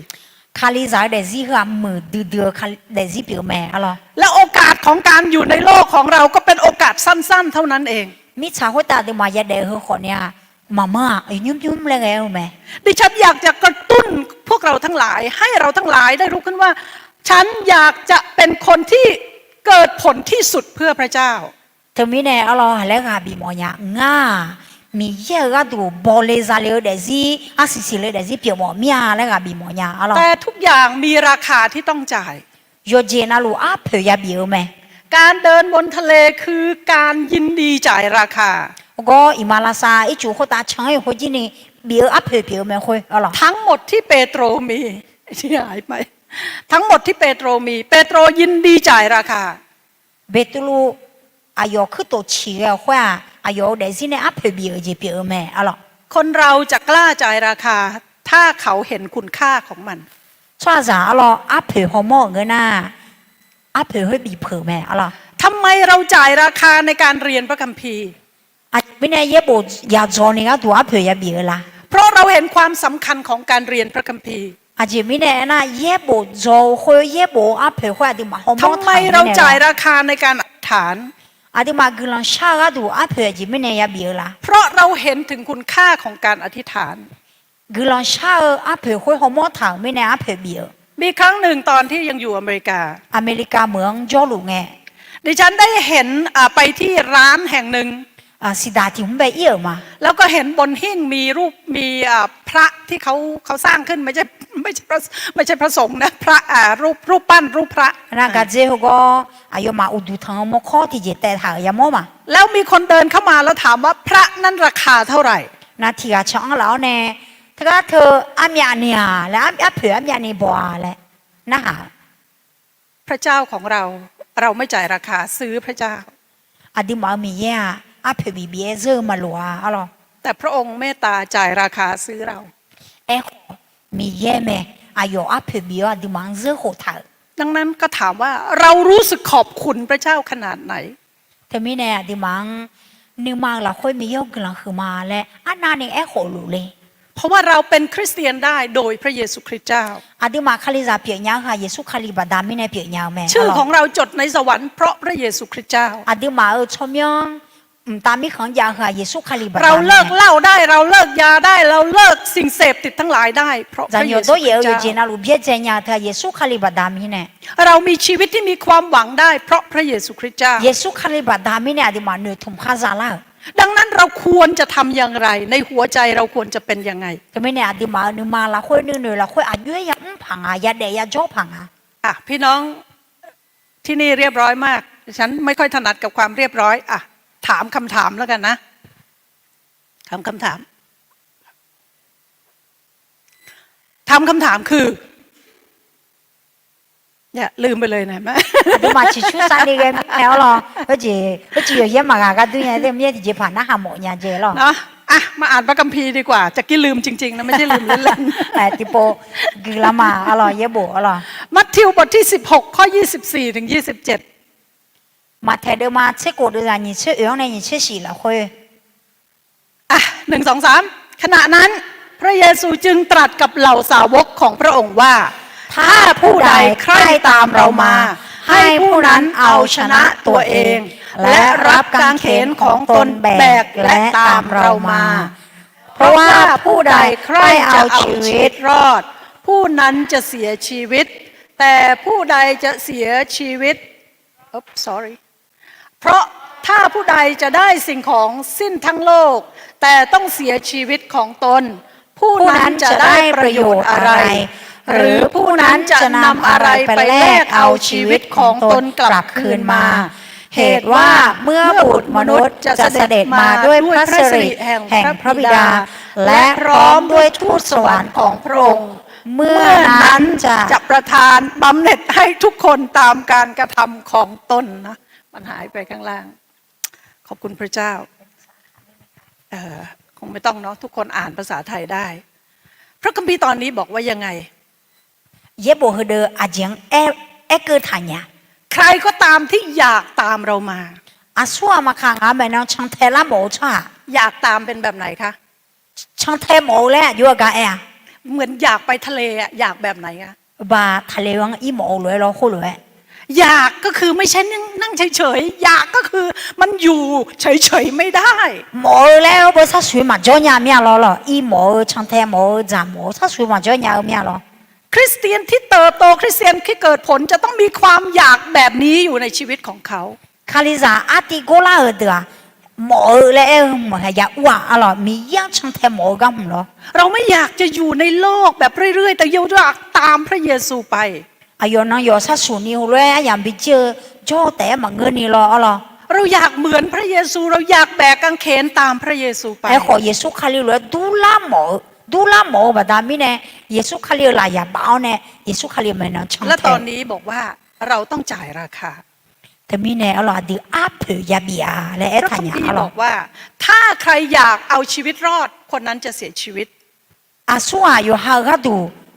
ชาโปงนะชาโปจะหัวยาสมิแต่อะไรไอ้ท่า แต่ผู้ใดจะยอมเสียชีวิต เพราะเห็นแก่เราผู้นั้นจะได้ชีวิตรอด ไอ้ขอมีเยอะก็ดูแต่ซีล้อเนี่ยเผื่อหน้าให้หัวยาบุกิแม่ ข้อ 26 ได้อธิบายอย่างชัดเจน นี่เจ้ากูยาเจนี่ไอ้ท่าแม่อะไร เพราะว่าแม้เราจะได้สิ่งของสิ้นทั้งโลก มิชาคนตาขัดยาวเจดีซาเจียวขอ แต่ถ้าต้องเสียชีวิตจะได้ประโยชน์อะไร อาดีเขาเดซิสมนาจีก็ต้องเชื่อ ต่อให้เรารวยขนาดไหนก็ตาม เราก็ไม่สามารถเอาไปแลกการเข้าสวรรค์ได้ คือชิมยกามยานี่ยาวเนี่ยสมัยอันนั้นนี่สวรรค์นี่บอกขอมันตามไม่ของยาเลนี่มาเจอเนี่ย การที่เรามีสิทธิ์เข้าสวรรค์คือพระคุณของพระเจ้าเท่านั้น มันตามไม่ของเลยเนี่ยคือเราอยู่จังแต่เอาหรอ แต่ถามว่าเราเป็นคนประเภทไหนที่รับพระคุณของพระองค์แล้วนั่งเฉยๆอยู่เฉย มีเยอะคือเราอยู่จังสาวเนี่ยอาดีค่ะอายุว่าช่วยหาเลยสักส่วนนี้เนื้อช่วยหาเดือบเปเลยล่ะ ๆลูกที่กตัญญูไม่อาจจะอยู่เฉยๆต่อคนที่เป็นพ่อแม่ เมื่อจะอยู่หาอามาดังมาหัวซานี่สักส่วนนี้มาจ้องยาเอาหรอ ลูกที่อยู่ที่มีความกตัญญูจะดูแลเอาใจใส่พ่อแม่อย่างดีเลย เมื่อจะอยู่หาอามาดังหัวซาแม่ พ่อแม่ไม่ต้องมาขอ พ่อแม่ไม่ต้องมาสั่ง คือเขาสังเกตดูและเขาดูว่าเขาจะทำอะไรให้พ่อแม่ได้บ้าง อามาอันนั้นเนี่ยเขาจะสัญญาเลยบัวเลี้ยวเขาจะบินเนี่ยละเสลียวแล้วเช่ามาลัวอร่อยขอซากะอามาอันนั้นจะลงอาจะบินเนี่ยพังบิจาบิดอพังขอซาไม่ย่อยเขาอร่อย เขาไม่เสียดายที่จะแสดงความกตัญญูไม่ว่าจะเป็นอะไรก็ตามต่อ อา พ่อ มาอันนั้ แม่ นก็ดูแลเนี่ยคุยว่าจะจ่อยมาเลยอร่อย นี่คือหัวใจที่กตัญญู เฮ้ยเมื่อจะอร่อยอามาดังกลางเนี่ยมันยังจะ ดิฉันให้เงินเดือนพ่อแม่ตลอดทุกวันนี้ ตัวเองไม่มีเงินเดือนได้ แต่พ่อแม่ต้องมีเงินเดือน อินนังก็นี่สลามาอยู่อามาดังแบบบาลาสิเพบีลัวหรออยู่ห่างบาลาสิเพมาบอกอามาดา ไม่เคยคิดว่าโอ้ท่านแก่แล้วไม่ได้ใช้อะไรเท่าไหร่ โอ้หมอยเจสุไม่เอาเลยที่มันเหนื่อยหัวเจหรอ เรื่องของท่านมันเรื่องของท่านเรื่องของเรามันเรื่องของเรา อามาดาก็กว่าอามาดาก็บิเปียวอเดียก็กว่าอเดียก็บิเปียว นี่คือคำอธิบายคำว่าความกตัญญู นะเฮือกลองหนึ่งโมยาและอาบา พระเยซูคริสต์สิ้นพระชนที่กางเขนเพื่อเราทั้งหลาย เรามีความกตัญญูต่อพระองค์มากน้อยแค่ไหน เยซูคาลีอเดียก็ดูแลยาคุตาคำเชื่อไอ้ขวาดีเยซูคาลีกลองหนึ่งโมคุยอามีอันนี้อุลุเลย และความกตัญญูมันจะปลุกเราให้เรากลายเป็นคน 1% เพื่อพระเยซูคริสต์เจ้า แต่ไม่แน่อดีมากลองหนึ่งโมยาบดาไม่แน่อุเชท็อปตีและถามเราให้คุยละคุยอู้ชาที่กับเปียกลายังอ่ะเอาล่ะ มีมิชชันนารีคนหนึ่งที่หลุมฝังศพของเขาได้เขียนถ้อยคำนี้ กามีสิล้อเจียอยู่หาเดซิดามเนี่ยมียกำที่ลุมบิวละตาให้ก็โบทางอ่ะเอาล่ะ ผมไม่เสียใจ ผมไม่เสียดาย งานนี่มาจ่องาหัวจ่อไอ้มาแก่แหละ ที่เขาถวายชีวิตออกจากบ้านเมืองของเขาไปอยู่อีกบ้านเมืองหนึ่ง อยู่หาจ่อดูจ่อของเบี้ยเจ้าเนี่ยอยู่อาโชจ่อดูจ่อของแบบจีอาจ่อเยอะ แล้วเขาก็ตายไม่ใช่ตายที่บ้านเมืองเขาแต่ตายไปที่บ้านเมืองคนอื่น ไอ้ขออยู่เฮ้ยนามาเจ้าเราอยู่หาจ่อดูจ่อของเชี่ยวมันก็นี่อาโชจ่อดูจ่อของแบบเชี่ยว แต่ถึงกระนั้นเขาก็ไม่เสียใจและไม่เสียดาย พอโลพับเปียกแล้วขอนึงมาจ่อหัวจ่อขอมาแก่และโบทาง ดังนั้นอยากจะหนุนใจพี่น้อง เดี๋ยวไม่แน่ค่ะมีหมอเมียหรอ วันนี้ถามตัวเราเอง อดีอยู่นะหาข้าดิฉันไม่เป็นคนไม่ชอบเทศนาแล้วคนไม่เอากลับไปคิดต่อนะเป็นคนเครียดมากเลยเรื่องเรา เจ นี้ สลามานะเอาล่ะกลังตอมแมกานะบิชันหน่วยใจหมอเนี่ยเอาล่ะ ดิฉันจะไม่ดีใจเลย ถ้าคนบอกอาจารย์เทศนาดีมากแล้วก็กลับมาอีกวันหนึ่งก็เป็นเหมือนเดิมอย่างที่วันก่อนเป็น น่าชันหน่วยใจอย่างเงี้ยน่าละขัดแช่ยาอร่อยของมาชันหน่วยใจนั่นนึงมาเจาะยาเอาล่ะ ถ้าเราไม่จริงจังกับชีวิตของเรา อ่ะเดือดเดียงเอาเจรออาเยี่ยมายุ่งเหงเงินน่ะ เราจะเปลี่ยนแปลงไม่ได้ อาเดียวอยู่หามาพาญาเรามาเด็บพาจะมาดู เราจะดีขึ้นไม่ได้ มามือดารา ดังนั้นวันนี้ถามตัวเราเอง แต่ไม่แน่ที่อยู่หานะหาข้าในหัวใจของเรา อาเดือนนึงมาละคุย เรามีความกตัญญูต่อพระเจ้ามากน้อยแค่ไหน มีเยอะกี่ล้านหนึ่งโมคุยอามีอันนี้ยาลุญา เราจะข้ามไปสู่บทเรียนวันนี้มีบทเรียนอยู่6ข้อด้วยกัน อีน้องกูไอ้ค่ะที่มาโจกุละมาอะไร การสอบรอบแรกในนี้บอกการสอบรอบแรก เช็คมัวตั้งไปโปเจอะไรก็ให้ถ่ายเช็คมัวตั้งไปโป ก่อนเหตุการณ์พระเยซูเดินบนน้ำทะเลมีเหตุการณ์อะไรเกิดขึ้นคะ ก็เยซูคริสต์อีจูคุยตามมาฉัน有会儿没乎อาเจเปียลาล่ะ นักเรียนเร็วก่อนเหตุการณ์พระเยซูเดินบนทะเลมีเหตุการณ์อะไรเกิดขึ้น เยซูคริสต์อีจวงมาฉัน有没乎อาเจเปียลาล่ะและน่าหาหมดเนี่ยอะไร เงียบจังเลย ขอหน้าม้าหน่อยดิ เก่งมากลูกตบมือให้หน่อยโอ้สุดยอด ขโมอาศีแรงอาสาก็โกคุยแม่รออะไร ลูกช่วยเป็นหน้าม้าให้ตลอดได้ไหม นะปลา2 ตัวการอัศจรรย์ปลา2 ตัวกับขนมปัง5 ก้อน แต่ก็บายาโมเธอแม่รอขโมอาศีแรงอาสาญิโมก็เกาะรออะไร แล้วอาหารแค่นี้เลี้ยงคนเท่าไหร่ จ้าก็มีแต่ช่วยหาเมียงแบบพิจารณาบิดเดีย มีหน้าม้าอื่นไหมเอาหน้าม้าเลย เลี้ยงคนกี่คน 5,000 คนนับเฉพาะ ผู้ชายที่เป็นผู้ใหญ่ไม่ใช่นับผู้หญิง งาผ้า และไม่ได้นับเด็ก อาลีแต่เกลือเนี่ยจ่าห้อจะมีบัวมาเกลือ และเราลองนับผู้ชายในห้องนี้ดู มีกี่คน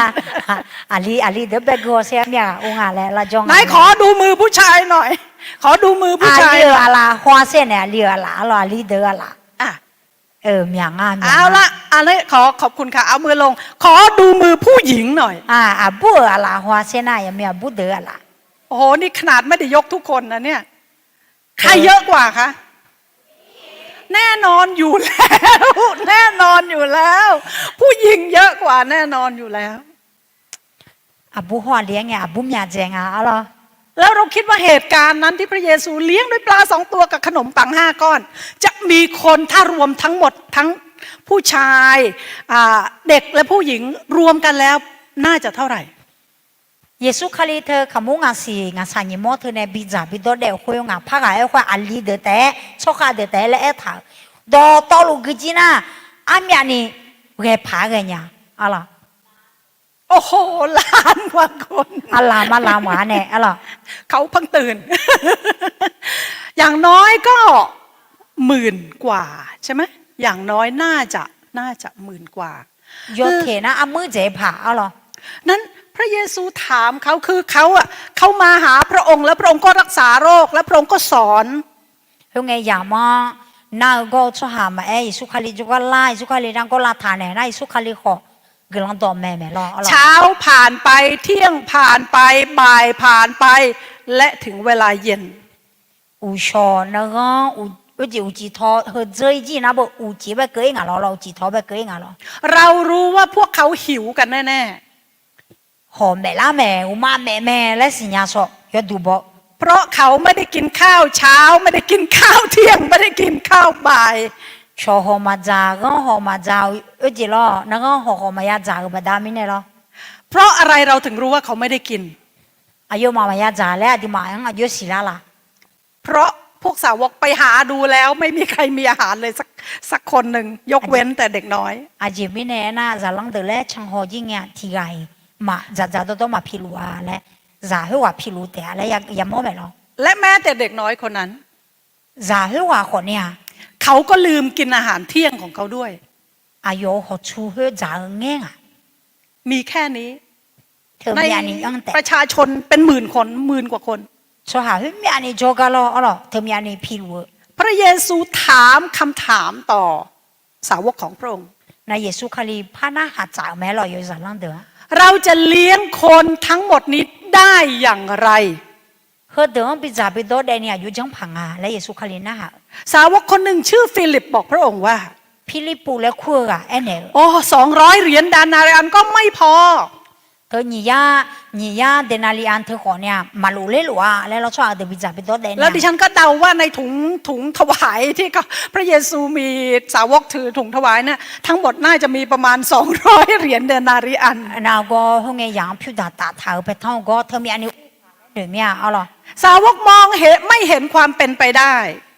จะล้างเตือเปียเล่ยาอาบ้ามามัวมาหอม แต่แล้วคนหนึ่งก็พาเด็กคนหนึ่งมา ไอ้ขอที่จะเธอขนุนงาสิงาสันยิมอ้อนจะเธอเชื่อเนี่ยล่ะ เอาอาหารมาถวาย เยซูเขาเลี้ยงบินเนี่ยล่ะ มีอยู่แค่นี้ มียาแต่งานมี ถ้าเป็นพี่น้องที่นี่ อดีมาล้นว่าอดีมาล้นว่า พี่น้องคิดว่านี่จะเลี้ยงคน 5,000 หรือ 10,000 กว่าคนได้ไหม จะเฮมียแต่ช่วงงาพาในอามือบิจัดเดียพายกันงาละ พวกเราก็ไม่ผ่านการทดสอบ อดีมาขอเชื่อมยัง หลายครั้งที่เราเคยชินกับการเดินด้วยสายตาที่มองเห็น ว่ามีอาปอดีมามีอันนึงในหอก็แต่หุ่ยเนี่ยเอาหรอ เรามองเห็นยังไงเราก็คิดเชื่อแบบนั้น อายุโม่นะคนเหลือจัง เราเห็นปลา2 ตัวกับขนมปัง5 ก้อนไม่มีทางเลี้ยงคน 5,000 ได้ ขมุงอาสิงาสัญญโมเธอที่เจกันเนี่ยช่วยบามาบิจัดเดียเล่นหนึ่ง นั่นเป็นเพราะเราลืมว่าเราเป็นใครในพระเยซูคริสต์ คุยอดีเยซูเขาเรียกเราคุยอาสัวเลยแล้วเงี้ยมีเนี่ย คริสเตียนเกิดผลไม่เต็มที่ เพราะเราลืมว่าตัวเองเป็นใครในพระเยซูคริสต์ เยซูเขาเรียเขาเรียกอะไรหรอเยซูเขาเรียกเราคุยอาสัวเลยแล้วมาสิญญาบัดามีเนี่ยบอลเลยซาเลเธอมาเมียงอะไร ไหนละทองถามพี่น้องว่าพี่น้องรู้ไหมว่าตัวเองเป็นใครในพระเยซูคริสต์ มีเนี่ยอดีมังนะหาหมอเมียเราเนาะเยซูเขาเรียกเราคุยอาสัวเลยแล้วสีดูมาโล ใช่เป็นใครในพระเยซูคริสต์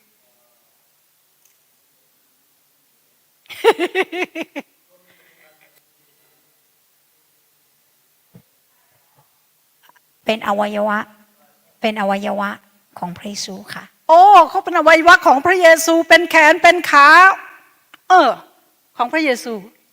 เราเป็นใครในพระเยซูคริสต์ เยซูเขาเรียกเรา เป็นลูกของพระเจ้า มีเยอะจามา เราเป็นชาวสวรรค์รู้ตัวไหมคะ ตามีของจามา เรารู้ตัวไหมว่าเราเป็นชาวสวรรค์ อดีอยู่สิญญามาละเนาะมีเยอะจามาเนาะตามีของจามาและสีดูทามา เมื่อเราเป็นลูกของพระเจ้าเราก็เป็นชาวสวรรค์ อดีมามีเยอะจาเปียงนะตามีของจาอยู่ดูบอมาอ๋อ พระองค์บอกว่าเราไม่ใช่ของโลก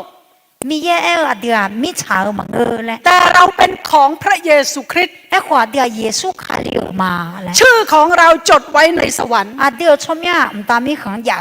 บ้านของเรามีอยู่ในสวรรค์ อดีอีกข้ามตามีของใหญ่ เราเป็นคนของสวรรค์ ตามีของชั่วหาเปีย เราแค่มาอยู่ในโลกนี้ชั่วคราวเท่านั้นเอง ที่เคยละเคยแต่โจเลียวแต่มากามีชาวคุตา และพระองค์บอกว่าพระองค์ส่งเราทั้งหลายมาอยู่ในโลกเพื่อพันธกิจพิเศษของพระองค์ นั่นโนงามีชาวคุตายโจเลียวค่ะมีเยอะกาบิมัวกาดู ดังนั้นถ้าเราไม่รู้ว่าตัวเราเป็นใคร เราจะทำอะไรไม่ได้ เธอไม่น่าดีอยู่ให้ว่ามีเยอะละคนเยซูคาเรียละคนชั่วเลยแล้วยอดูมาบอกนะ เราจะ เดมาเนี่ย เราจะมองชีวิตของเราคริสเตียนแบบคนในโลกมองไม่ได้ เพราะเราไม่ใช่คนของโลก อยู่ให้อยู่หาหัวคุย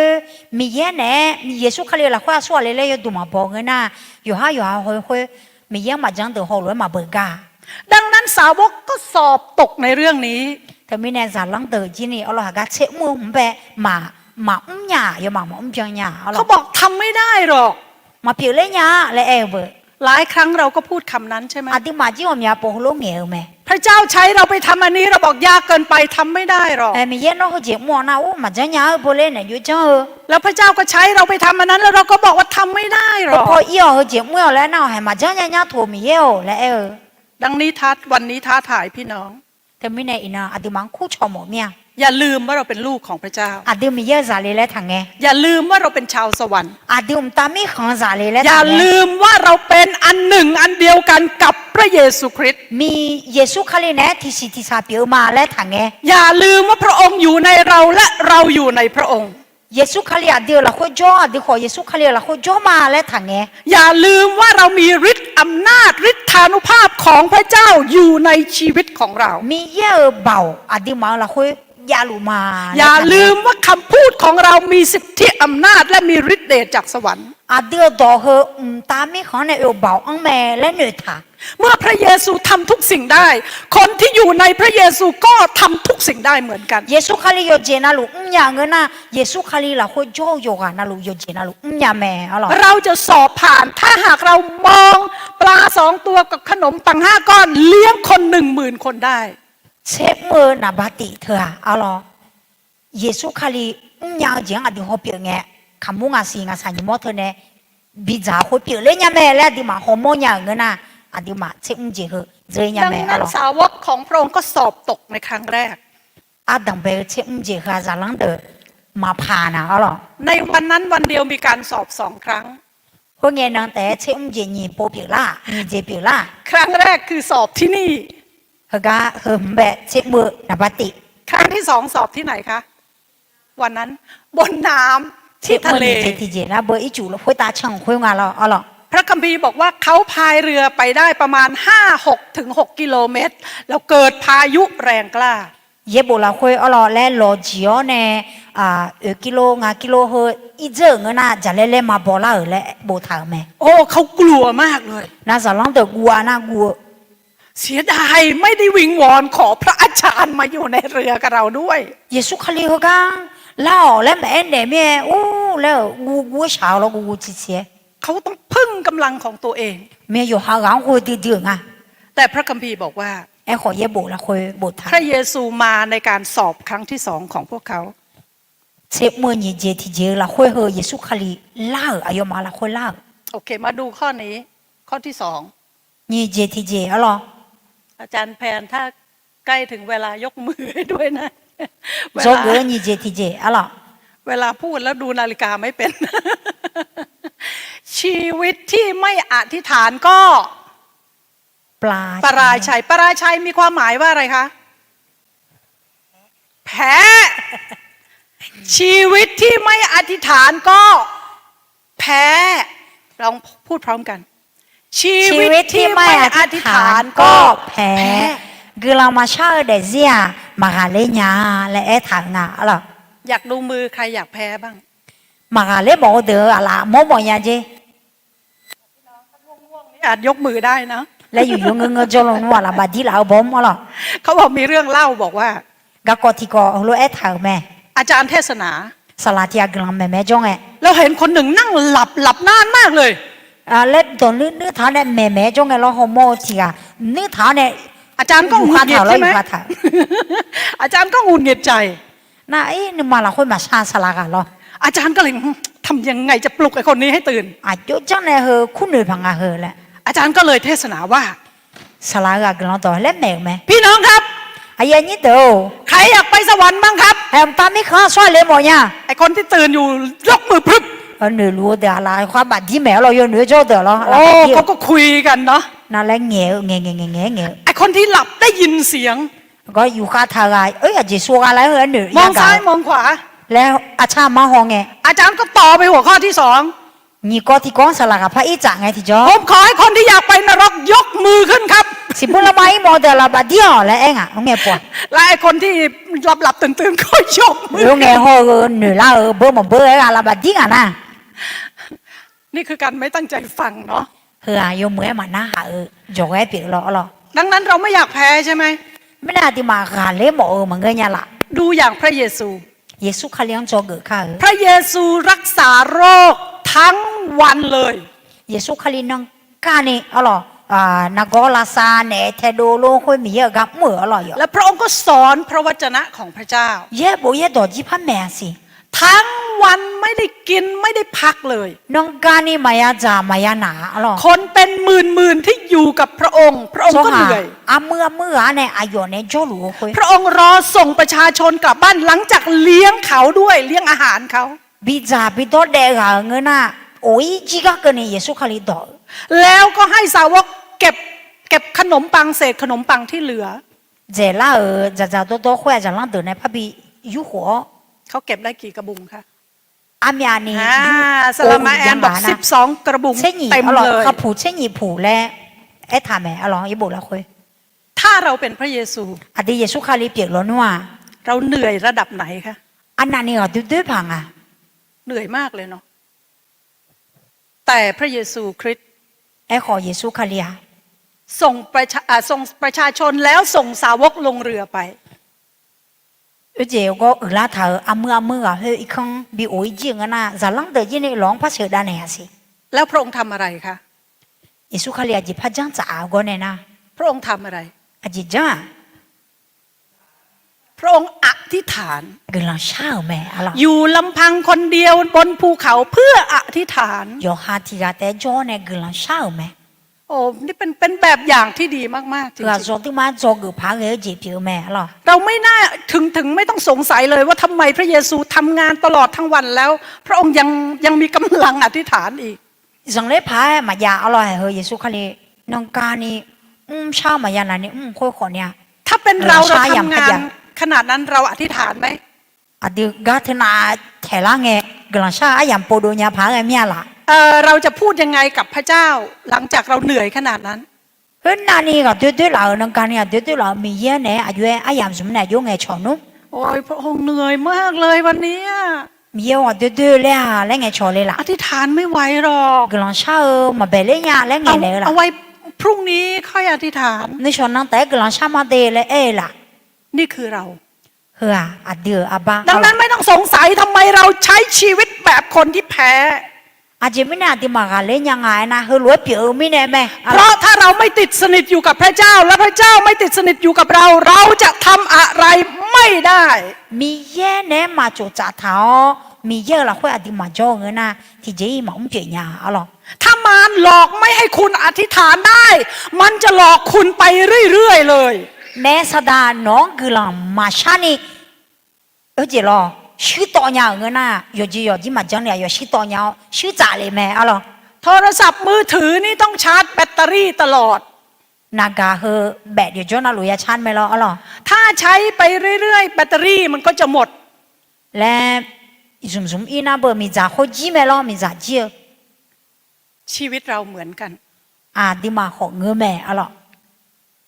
ถ้าโทรศัพท์ไม่มีแบตเตอรี่ไม่มีไฟฟ้าเข้าไป มันทำอะไรไม่ได้ นากาเธอมีจ่าจีเงินน่าที่เจมาจังเนี่ยอ๋อหรอ ดังนั้นวันนี้ต้องหันมามองตัวเอง ไม่น่าดีอยู่หาเดซี่อยู่หายาหอโคลาเมีย เราให้การอธิษฐานสำคัญขนาดไหนในชีวิตของเรา คือหลังเช้าละค่อยดิมาอายามอามีอันนี้ซุ่มรู้เลยอันนั้นเนี่ยอาเพบีรู้เลย ถ้าพระเยซูเป็นองค์พระผู้เป็นเจ้าเป็นพระเจ้าและพระองค์ยังอธิษฐาน เยซูคาลีมีเย่เปียวละค่อยอายอกหลังพาชาลองเงินน่ะ เรายิ่งต้องอธิษฐานขนาดไหน ไม่งั้นจะอันนั้นเนี่ยชาพังอ่ะ ดังนั้นทำยังไงถึงจะเป็นเหมือนพระเยซูได้ อายุเอจังเนี่ยเยซูคาลีเลยดูลาปานุมาดีฮะ ดิฉันเห็นคริสเตียนมากมายไม่มีวินัยในเรื่องการอธิษฐาน คาลีซาโกมียากะอ๋อเหรอเอเจกลังชากะเทกะอายะมาทาคือโอมียากะมโหมา ไม่มีวินัยในพระคำพระเจ้า ยดูยชิชิเลยเย่โบเย่ดองขอยดูยชิมาบอก วินัยในการอธิษฐานทำยังไง ยจอนาลูกลังชาญาเนี่ยดีมายจังนู ใน1 วันฉันจะอธิษฐานเวลาไหนบ้าง ที่นั่งละค่อยดีมากลังกงยามชาเลยและทา ฉันจะไม่ทำอะไรเลย ถ้าฉันไม่อธิษฐาน งาที่เจมาเทจีสิกลังมาชาเงินน่ะ ฉันจะต้องอธิษฐานเป็นอันดับแรก กลังชากันนาบาติทาคือมาว างไปเลยอย่างน้อยครึ่งชั่วโมงหรือ1 ชั่วโมง อาพยาดาวะเราที่นั่งละค่อยสุ่มเชนาทีหลังมันก็น่านาลิทีละละ อย่าลืมว่าถ้าเราเห็นความสำคัญเราก็จ่ายราคา อดีค่ะเมื่ออาเผือเขามองเงินน่ะอาเผือบีเผือแม่อ๋อหรอ ถ้าใครก็ตามนัดเราแบบไม่ได้สำคัญมากในช่วงเวลานั้นเราบอกเลยว่า เราจะไม่รับนัดใครทั้งสิ้น อดีในนั้นป้าถายามเขาก็ที่เจผ่าละอู้เงินน่ะอาเย่มาเหือเงินน่ะแนวเหืองาอายาม เราจะสร้างนิสัยของการอธิษฐานให้มันเป็นชีวิตของเรา เมียงรู้เหือจังเปียยันนี่ก็ดูอดีหายาเลเจลังอ๋อหรอ เราจะสร้างนิสัยของการอ่านพระคัมภีร์เป็นชีวิตของเรา เย่โบเกือจีเนี่ยอายามทาดูยันนี่เลเจค่ะพี่น้องในที่นี้ใครที่อ่านพระคัมภีร์จบทั้งเล่มหนึ่งรอบ ฮะก็อ๋อเย่โบอาดับเบสมบูรณ์เนี่ยพ่อแม่ก็นี่ที่โปคือจีหัวอามีอาจอเลย ดิฉันเชื่อว่ามีพี่น้องที่อ่านจบอย่างน้อย1 รอบ โยกานาลูที่โปคือจีแต่อะไรเหนื่อยถุงมา โดยเฉพาะผู้รับใช้พระเจ้า มีเยอะก็ไม่จะเดิมไม่งั้นเจ ต้องสร้างนิสัยแห่งการให้เกียรติพระวจนะของพระเจ้า เธอไม่แน่เราเย็บโบเย็บตองขาเขือเรา มีอยู่ มา ปีหนึ่งดิฉันจัดการตัวเองโดยอ่านพระคัมภีร์จบ3 รอบใน1 ปี ที่โคเราคุยเย็บโบสมบูรณ์จีเนี่ยอยู่จังหอกมาเรา แต่ทุกวันนี้ดิฉันให้กฎเกณฑ์ตัวเองคืออย่างน้อย1 ปีจะต้องจบ1 รอบ อีน้องก็นี่เราที่โคที่ปัวเย็บโบจีมาแล้วพิจารณาข่าวยามา เราต้องดัดนิสัยตัวเราเอง อยู่หาลองแต่นี่ยันเยสุราญาเรา หลายครั้งเราชอบไปดัดนิสัยคนอื่น ชอบไปลาพักเล่เจมี่เราอยู่เราจริงจังมากกับคนอื่น ชอบไปลองแต่นี่เราเยอะอยู่ โอ้ยไอ้นู่นทำอย่างนั้นไอ้นั่นทำอย่างนี้ไอ้นี่ทำอย่างงู้น เหือลุยยักมาเลยเรา แต่จะดีที่สุดคือเมื่อเราจัดการกับตัวเราเอง ขออยู่หาเบเทดีมายับหรือลาญาคุณจะเป็นประเภท1%ไม่ได้เลย ถ้าคุณไม่จัดการกับตัวของคุณเอง กูเชื่อท็อปตีแล้วเราอยู่หาดีค่ะมาเลเจงนะ ดังนั้นวันนี้เน้นเรื่องของถ้าไม่อธิษฐานก็ปราชัย แต่ไม่แน่กลังมาช่างนะมากาเลญากูเลยหมดเนี่ยในรูปนี้เราเห็นใครคะ บ้าละคุยสัวมอลาญาเราคิดว่าคนตรงกลางเป็นใครดี งั้นเชื่อจ้าสัวจริงใช่เหรอโยชูวาไปรบอยู่ โมเสสท่านโมเสสอยู่ตรงกลางงั้นเชื่อจ้านะโมเสสแล้วเราคิดว่าใครที่อยู่2 ข้างของโมเสสกัจเจโจ้ให้หยาส่วงอาโรนและนะอาโรนกับนะเขาอยู่2 ข้างของโมเสสอาโลโฮเนโฮละแล้วแม่เราตาโฮละแล้วเขากำลังทำอะไรอายุญาญาจีจังลุงจับมือของโมเสสยกขึ้นโมเสสหลังไปแล้วบัดที่ไหนลุงในอพยพบทที่17ข้อ9ถึง13นี้บอกว่าโดยสมบูรณ์มาเชื่อสิหัวเนี่ยเชื่อสุ่มละคุยโยชูวาออกไปสู้รบโยชูวานะคือเดินลัวและโมเสสกับอาโรนเนี่ยขึ้นไปอยู่บนภูเขาโมเสสอาโลเขาเนี่ยโฮลานะก็จงเลยดาถาคุยแต่เวลาที่โมเสสยกมือขึ้นฝ่ายของโยชูวาที่รบข้างล่างก็มีกำลังเหนือกว่าศัตรูโมเสสอาลาบัดดีเนี่ยโยชูพยาเดือขาญะแล้วพี่น้องคิดว่าเวลาเรายกมือนานขนาดไหนที่เราจะยกมืออย่างนั้นได้อดีมาอาลาและบาดเดียวเธออ้ามียงกันในยาแล้วบาดเดียวเนี่ยเมื่อวานนี้ดิฉันก็บอกสามีเพราะว่าปีกดิฉันมันมีปีกเนี่ยปีก พออายุมากแล้วจะมีปีกข้างๆถ้ายกมือขึ้นถ้าฉันยกมือสัก1 ชั่วโมงทุกวันเนี่ยแขนฉันปีกฉันจะหายไหมมีนาอย่ายกพยานแน่หัวเอ็นเนี่ยเจลอกาดังจุเลกาดุยาเจกาลาดูเบลอน่าและนาลิติลาบียนบัดที่ท้าจนงาดังเฮบิโอเอ็มเสียรอแล้วไงชมมาเจยกพยานแน่คือมันไม่ง่ายเลยนะและบัดที่ท้าเนี่ยโจเธอมาอ๋อมาอ๋อสิ่งนี้กำลังสอนเราว่ายังไงอดีอาเจเมเนี่ยละเนี่ยก็เฮไม่มีชัยชนะใดที่ได้มาง่ายๆกาเลี้ยเจแล้วเธอเพียวเลี้ยเจแล้วท่าโยโยยาแล้วจานยังเจมันเงื้อโดยเฉพาะชัยชนะฝ่ายวิญญาณกำลังสารพอกาเลี้ยเจแล้วไม่เงื้อเจคริสเตียนหลายคนก็ใช้ชีวิตที่พ่ายแพ้คาลิซาคนเมียกะมากาเลี้ยละคนเดลัวเราเหนื่อยง่ายเราท้อใจง่ายกาดูโยกาบาบาอไหลเราหมดแรงง่ายกาจูเยเพจูโยขวาเราไม่ค่อยสดชื่นสักเท่าไหร่มีเยอะละคนเบลาเตนิมาจอยานั้นขอพระเจ้าช่วยให้เราเรียนบทเรียนเธอมีเนี่ยจอกเจมียาดิมาชาลาชีวิตที่ติดสนิทกับพระเจ้ามีเยอะเนี่ยจูจ่าเธอเดจะทำให้เราเป็นเหมือนต้นไม้ที่ปลูกไว้ริมทานน้ำโลโกกาเจโลบากาเจคาถาอโปโลดูเลแม่เรามีความสุขที่ไม่เก็บไว้ในใจคนเดียวเราจะมีความสุขที่ออกมาเจหุมทากาลาคามาแช่ดีค่ะคนจะเห็นความกระฉับกระเฉงจะเห็นความตื่นเต้นจะเห็นความสนุกจะเห็นความสุขของเราเบียวเจเช่เจโบลาตินแต่นี่เจละค่ะเช่เจดีค่ะโมโมแม่เพราะเรามีชีวิตที่อธิษฐานอาจจะไม่แน่น่าดีกลังชาเดซีแต่ทุกอย่างต้องจ่ายราคาขอโยเจนารู้ละคุยดีค่ะอาเพยบีเพออายามยาบีเพอแม่เดอโมเสสชูมือตั้งแต่เช้าจนตะวันตกดินโมเสสอูชอยนาไงนะล่ะบัดดี้เธอนมากังเงเกินนี่ถ้าเราอยากให้ชีวิตของเราเกิดผลอาเดือดสิบอลเลซาเลนีบีเปียวบอน่าถ้า เราอยากให้พระเจ้าทำงานอยู่ในท่ามกลางเรา มีแย่เดือดสิละคุยกับพี่หมอเงินนะ เราจะต้องจริงจังกับตัวเอง 有哈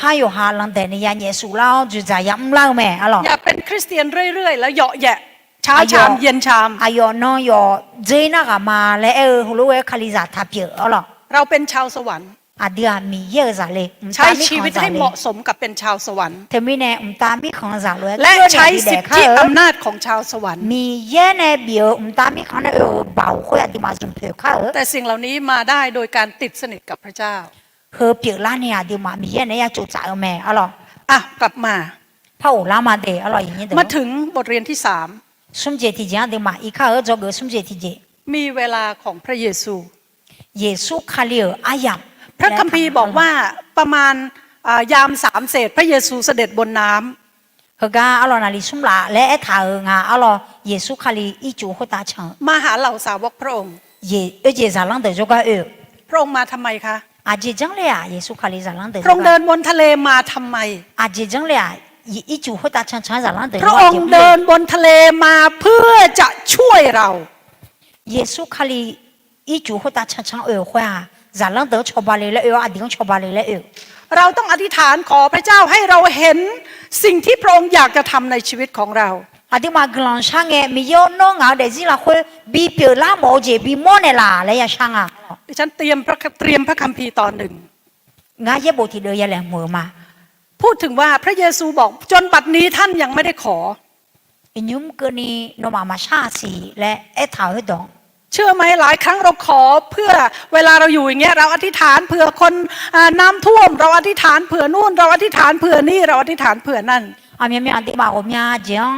ฮามอลาหลวยกลังชามีเราอีจุดดังก็กอมกันนะเฮเจก็กอแล้ว แต่พระเยซูกำลังเสด็จเดินบนน้ำทะเลมาหาเราทั้งหลาย ไอ้ขอเยซูคาลีอีจูโคตาในชอนชาดิจก็รู้คุย เพื่อคุณจะมีประสบการณ์ส่วนตัวกับพระเยซู อาดืเยซูคาลีเนี่ยที่กอลวยชอตาญา เพื่อคุณจะขอแบบที่เปโตรขอ เบตุลูชาลวยชาญาเนี่ย ไม่ใช่ขอเพื่ออาเดอร์แต่ขอเพื่อเจิม อาชอดูมึงโยฮากดู ไม่ใช่ขอเพื่อแพนแต่ขอเพื่อเจิมเพื่อตัวเองนี่แหละ เฮือกดูมึงโยฮากดูบิชาแหละ เปโตรไม่ได้ขอเผื่อเพื่อนๆ11 คน เบตุลูโยชอเชติกาดูมาชา เปโตรขอเพื่อตัวเอง เบตุลูโยฮากดูชา วันนี้เราอยากจะขออะไรกับพระเจ้า อีนางโนมียังอาจจะชาโมเนี่ย ถ้าคุณยังไม่มีคุณไปจดใส่กระดาษแปะใส่ฝาผนังเลย อยากให้พระเจ้าทำอะไรในชีวิตของเรา อธิษฐานหนึ่งโมเนี่ยเราเล่โบทายอาจจะบิจังโมเนี่ยมีเนี่ยอาจจะโมเนี่ยเลยหรอ อธิษฐานทุกวันจนกว่าคำอธิษฐานของเราจะสำเร็จ มาเปียเล่าก็นี่ยนนาวชาพิจดาวเนี่ย แล้วเมื่ออธิษฐานเสร็จแล้วทำยังไงอีก กลังชากางเงินอาจจะจังพังนะ มีหัวข้อใหม่อีกไหม โยจีโยพัจยามีอะไร มีหัวข้อใหม่เขียนหัวข้อใหม่ลงไป โยจีโยพัจยาเงินน่ะ แล้วอ ถ้า ธิษ โบ ฐาน ทายอ๋อน่าพัชชาจ่าอ๋อ ดังนั้นพระเจ้าต้องการให้เรามีประสบการณ์กับพระเจ้า มีแย่อ๋อหรออาจจะมีแย่เนี่ยบิจุลาโมไหม ในเวลาของพระองค์ มีแย่อาอย่างมั้ง พระองค์จะเสด็จมา มีแย่ดิจกาไหมอ๋อหรอ หรือฟื้นเรา อาจจะมังโยชิเสียก็จะพับบินเนี่ยละไหม ฟื้นฟูเรา โยชิเสียพับบินเดยาลาหรอ เราอยากเห็นการฟื้นฟูไหมคะ โยชิเสียก็จะดิมาเดซิลาคุยโมโมเมียละ อยากเห็นไหมอยากขนาดไหน อันนั้นนี่โมโมเนี่ย อยากระดับไหน อาเกตียงโมโมเนี่ย จะหมดเวลาเหรอ อ๋อฟื้นฟูหมายถึงอะไร ฟื้นฟูสลามะ revival ค่ะกำลังใช้เท่าที่มีค่ะโยชิสิแล้วก็จะรอดิมาเดซิเฮลาเสือจะรอกำลังสาระพอลาเสือจะฟื้นฟูและเอ็มยารออาจจะดอนาเบอร์อ๋อ คือดิฉันไม่รู้หรอกว่าสลามะพูดเรื่องอะไรบ้าง พระเจ้าอยากจะฟื้นฟูเรา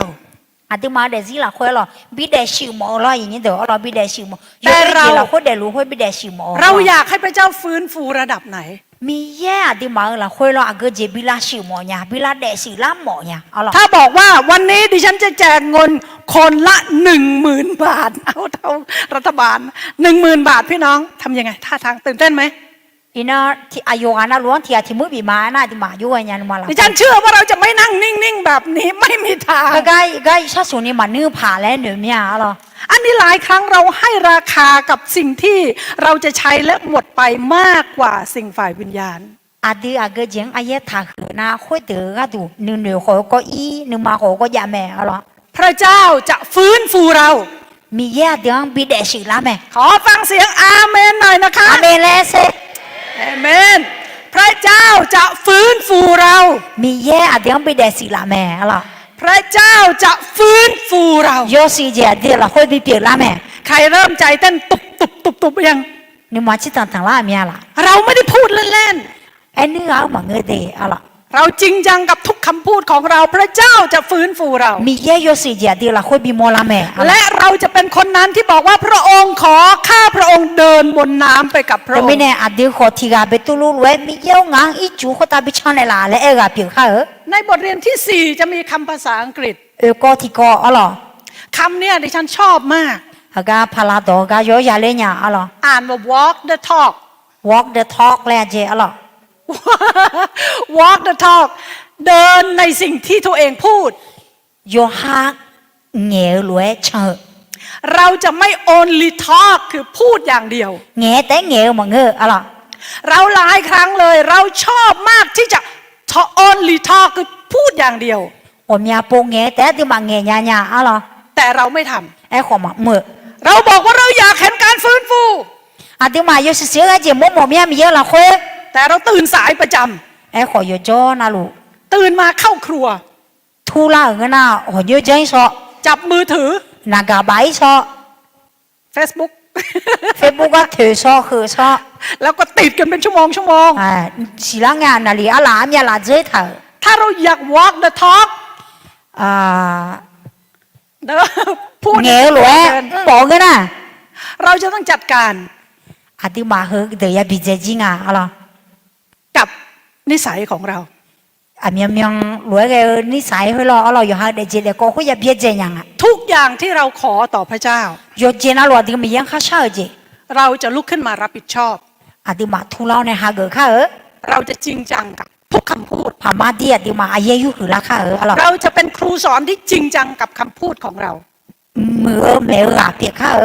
เมื่อเราสอนคนอื่นให้อธิษฐานเราจะอธิษฐาน อาชอบไปกลังเช่าและแม่ไงที่จอนอจีกลังเช่า เมื่อ เปี เรา ย ส ข้า อนคนอื่นให้มีวินัยเราจะมีวินัย อาชองแล้วเดือดที่ถาบอน่ะดิเจเดือดที่ถาบอยา เมื่อเราสอนคนอื่นให้เขาออกไปรับใช้ไปประกาศเราจะทำ มีเอกมุยอ๋อแล้วชองแม่ยาเงินน่ะโยฮากาจินี่มุยข้า ไหนลองพูดภาษาอังกฤษกันสักครั้ง walk the talk ไอ้ลูกไงชอข้า walk the talk แล้วไงชอข้าตี อ่ะ เย หนึ่ ซู งสองสามเย้สุดยอดสุดยอดอีกครั้งหนึ่ง walk the talk เนาะจำได้เนาะวันนี้ ทั้งหมดลืมหมดเลยจำได้อันเดียว walk the talk นะอย่าลืม กาดีมาเงี้ยเลยแล้วไอ้กาต่อเนื้อถาข้าอะไร ชีวิตที่มีพลังคือชีวิตที่เดินในสิ่งที่เราพูด อาดีมาเดซี่เหออะไรเนาะเบาบออาเผยบออาใหญ่จะผายเกินกันนะดีมาเงี้ยเลยมือล้อหรอ ลองอ่านข้อความนี้ด้วยกัน แฮกาก็ติกอคือข้า ข้างล่างหมดไป ความหิวกระหายประสบการณ์ฝ่ายจิตวิญญาณ กำลังสาระพ่อแม่และไอ้หมองอ่ะอะไร เปโตรมีความหิวกระหาย เบตูรูอะไรอยู่แม่จีอังแม่อะไร ที่จะมีประสบการณ์กับพระเจ้า มีแย่แน่ผัวโมโหคุยผัวโมโหจีคุยอะไร หนึ่งในคำอธิษฐานของดิฉัน สลามาอายุกำลังชาตัวที่ คือ มา ขอให้คริสเตียนมีความหิวกระหายที่จะรู้จักพระเจ้ามาก คาลิ ขึ้น ซาโยกานาลูมียังสิญญาณชาโปนึมาคนบีอ้อและชาลู คือคริสเตียนจะมีความกล้าหาญเหมือนกับเปโตร เบตูรูรู้ขาดูนี่กันมาบีอ้อนี่ คือคริสเตียนไม่ใช่คนที่อธิษฐานขอการฟื้นฟู แล้วก็เรื่อยๆกับชีวิต 有时时候就比表拉呢啦，咪有嘞，俺提着有哈个嘛的，不嘛的，怕你的嘛个， ในหัวข้อนี้หัวข้อที่ 啊，刚俺搞提过了会啊， 5 อันนี้ก็รูปลูกสาววาดให้ด้วย 啊爸和爸讲啊不呢不咩了， แหมมีลูกทำอะไรได้นี่มันดีอย่างนี้แหละ เรา 他 ใช้ 讲 บ 我 ริการ 娘 เขา 姐养个那有么咩了， หนังสือทุกเล่มของดิฉันก็ใช้บริการโมริยาวาดรูปให้แม่หน่อย สลามาในข้าโบสังโบเธออร่อยอยู่อายุจังหวัดเธออาบ้าอยู่ผู้ในโบ ฟ จะ รี ไม่เจ ไม่ หรอ มีค่าใช้จ่าย เธอผู้ในเสื้อมาหลัวเจหรอ อันนี้ก็เป็นหนังสืออีกเล่มหนึ่งที่เขียนเสร็จแล้วแต่ยังไม่ตีพิมพ์ออกมา พัดตุ่มหัวตุ่มขอโบกมาอร่อยขอมาจังดัวสิมาอยากดัวสิ เมื่อพระเยซูตรัสว่าอ่านด้วยกัน เมื่อพระเยซูตรัสว่ามาเถิด และเยซูคาลีเองไง จินตนาการแบบไหน อดีหนูเสียอยู่กาอายุเจญาเลย มาเถิดอเดอร์ เดี๋ยว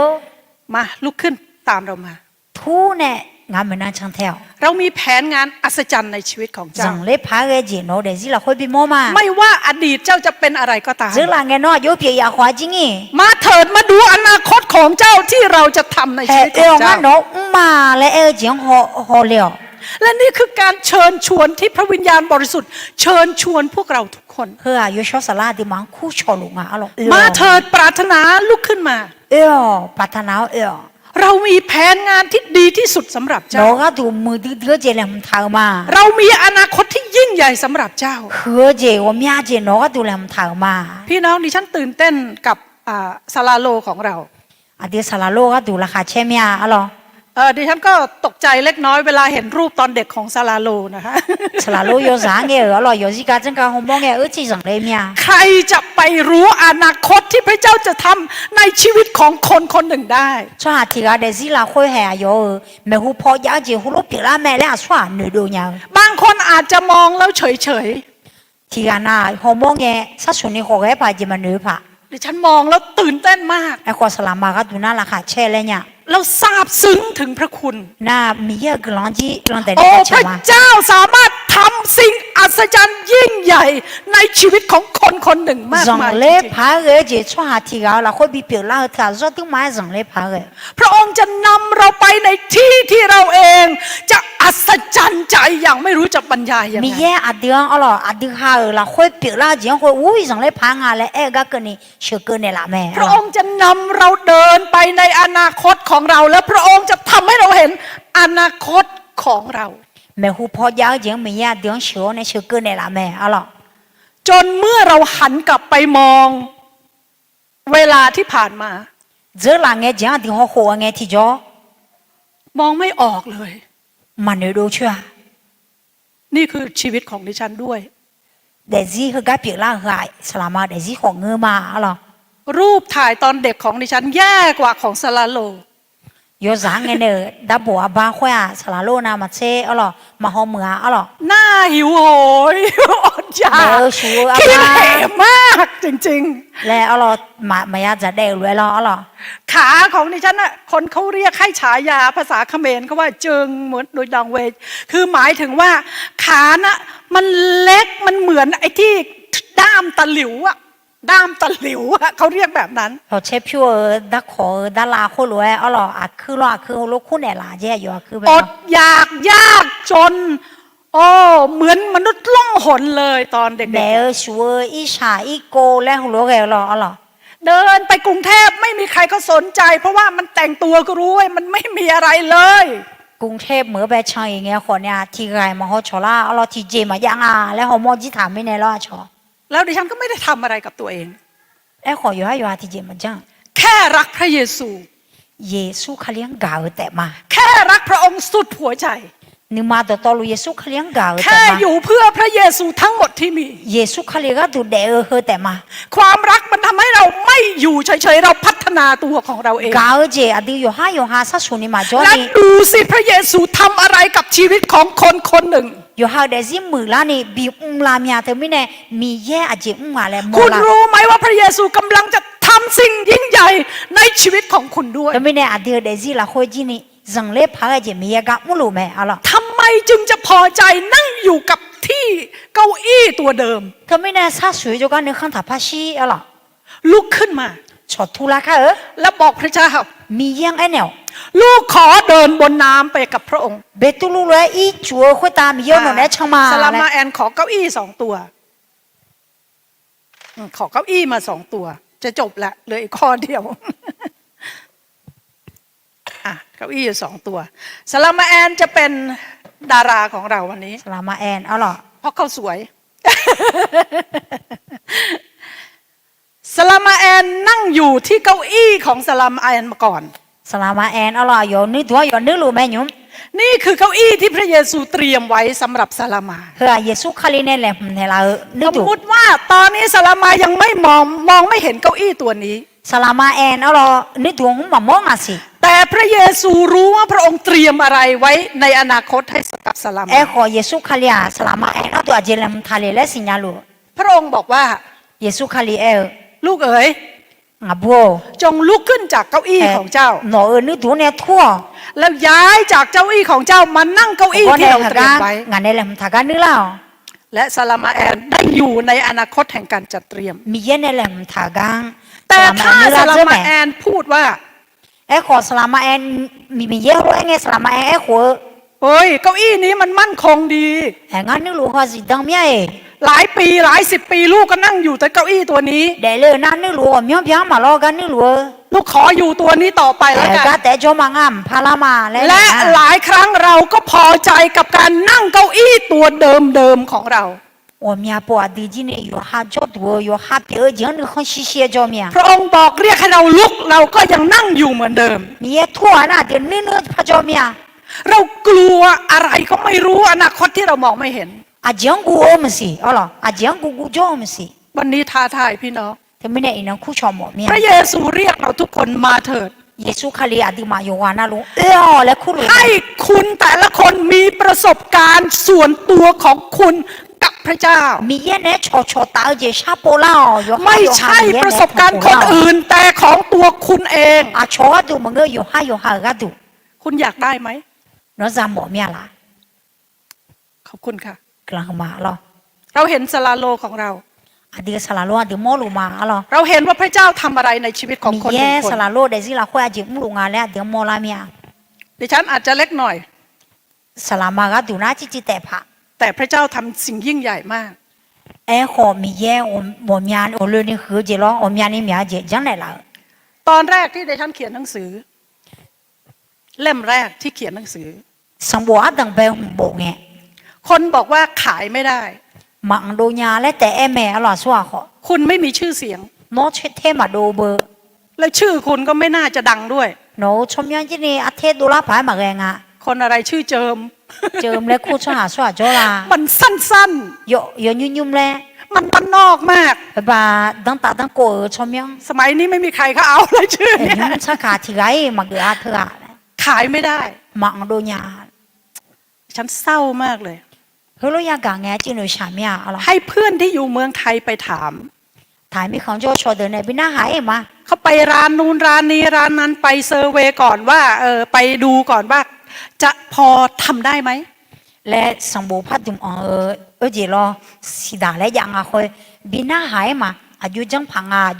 และชอเดินเนี่ยหรอ ดิฉันส่งจดหมายไปทุกที่ที่สำนักพิมพ์ของคริสเตียนทั้งหมดเขียนไปหมดเลย คาลิซาสำนักพิมพ์ก็จีจดหมายโบเนี่ยและบีเนี่ยจีมาหรอจังยาผางงาหลาเลยหรอ คิดว่ามีใครเอาไหมคะ เกือชหาจอมเวลาดิฉันหนึ่งไง ทุกที่ปฏิเสธหมด ยกกันน่าลงมาเกินในลาหรอ ประตูของดิฉันปิดลงเรียบร้อย แล้วโอพิเทเนจะสมัยงาดูนัว บานนู้นก็ปิดบานนี้ก็ปิดบานนู้นก็ปิดบานนี้ก็ปิด เราโอเฮโอกูก่อนเนี่ยพิเทเนจิ แต่ดิฉันบอกสามี ของาเพียเนี่ยบอกจ่ายมา ถ้าฉันรักใครสักคนมากๆเลย งาที่กาพังลังแต่นี่กาเงินนะ และฉันอยากจะสร้างอนุสาวรีย์รูปปั้นอ่ะหมายถึงสร้างรูปปั้นของเขา กาค่อยว่าทางพามาโมโคเลยหรอโมโคแต่ดูเงินนะ คุณคิดว่ารูปปั้นใหญ่ๆรูปหนึ่งอะราคาเท่าไหร่ เขาก็แต่ดูคืออันนี้เผยพาแกแล้วนะฮะมา สามีก็บอก งาเพียเนี่ยละ นี่คือวิธีหาเงินจากสามีนะ ใครที่ยังไม่แต่งงานบอกเลย นี่คือวิธีหาเงิน หาสปอนเซอร์ เขาก็พูดมาราคาอย่างนี้ จีเยอะเพียจีนี่เฮียนี่และเนี่ยละไม่เจ แต่ฉันไม่ต้องการเยอะขนาดนั้น เธอหน้าเนี่ยมาเกือโมยาและเนี่ยมาเจ ฉันต้องการแค่ $1,500 เท่านั้นเอง ที่พังอายะดอลลาร์โหลแต่ยาและเนี่ยมาเจ ฉันจะพิมพ์หนังสือ เยอะจีพัดถึงจังโดเลเลยหรอ ฉันจะขายด้วยตัวเอง อยู่หาจังในอังมาเลย ถ้าฉันตายไปมัวแต่มาฟังคนอื่นว่าทำไม่ได้ ฉันก็ไม่ได้ทำอะไร อาชอเขาล้วนมาจังยามาเปลี่ยนเล่นยาแล้วนะหาจ้องเงินนะชิงเงาที่จิมพาจังโดยังไงแล้วหนูละยาเจ ดังนั้นฉันจะทำ เธอไม่เนี่ยจังมาแล้วหนูเจ ให้ฉันทำไหม งามไปจังมาละแล้วนะฮะ และหนังสือเล่มแรกก็ออกมา แต่ไม่เนี่ยอาดังไปพัดตุมอาดังไปตุม ครอบครัวเราบินมาประเทศไทย ไทยไม่ของโซลามา แล้วเดินเอาหนังสือไปเสนอ ให้แต่ละที่รับขายหนังสือของดิฉัน พัดตุมบาบายเงาพัดตุมเพื่ออังในลาเซ่แล้วลูกค้าหนึ่งมา เขาปฏิเสธ ปฏิเสธ ปฏิเสธ ปฏิเสธ ที่ใกล้มาหาเกินในลานา เหตุผลเดียวกัน ที่เจแต่ที่เอโคที่เจยาแต่อะไร ถ้ารับมาแล้วขายไม่ได้ มันก็เป็นภาระสำห แต่ รับ เรา เรา ยุลาเนี่ยมังดูญาณของหาคาแบงเธอและแต่เนี่ยละแม่จี ขนาดหนังสือแปลยังอาจารย์ดังๆก็ยังไม่ค่อยมีใครซื้อเลย โอเมียก็พัดตุมแต่ก็บาดถลายังอ่ะแล้วชอบมาซื้องานแล้ว ที่สุดท้ายคริสตจักรร่มเย็น ลมเย็นแล้วก็คาลิซามูกาแบบอีกไง แล้วดิฉันก็ไปพูดกับเขา เงยช่วยไงที่จอ เขาก็บอกว่า ฉันบอกความจริงให้คุณแล้วกัน งาไอ้เนี่ยเนี่ยเดนอแบแล้วแม่จี หนังสือของคุณเนี่ย หนูพัดตุมเถอะ อย่างมาก1 ปีมีคนหลงมาซื้อแค่2 เล่มเท่านั้นเอง ที่โคเราก็เหยื่อว่าซื้อเลยผ่า หลงมาซื้อ2 เล่มเท่านั้น เขาขอก็ปองในซื้อเลยอะไรไอ้เนี่ยละเจหรอ ดังนั้นเราไม่รับขาย แต่ไม่แน่มาอังดูญามายุทธายาจริงอ่ะแหละ เมื่อก่อนประตู10 บานปิดตอนนี้เป็น100 บานเลยปิดพรึบกันหมดเลย เจอหลังเนี่ยเราเชื่อว่าพิเทก็ด้วยเอาหนูว่าที่ยาโอยาของเนี่ยพิเทจีเนี่ยก็ด้วย เขาตัดสินที่ดิฉันไม่มีชื่อเสียง เทมาดูงาแล้วก็เนี่ยด้านเนี่ยละอะไร ดิฉันก็เลยบอกเขาว่า มีเนี่ยไอ้เนี่ยมาอร่อย ขอพี่ไปอ่านที่หนูเขียน1 หน้าก็พอ งานเนี่ยโบคือสมบูรณ์ที่ตาแต่เนี่ยละเซ่แล้วคือเนี่ยน่าขามาและใช่เจ สุดท้ายดิฉันตื้อเขาสำเร็จ อาสาละเนี่ยน่าหันเนี่ยละแม่อร่อย เขาไม่อยากทำหรอก อายุมาจังหมอยา แต่ตื้อเท่านั้นที่ครองโรคใช่ไหม ไอ้ขอแรงเนี่ย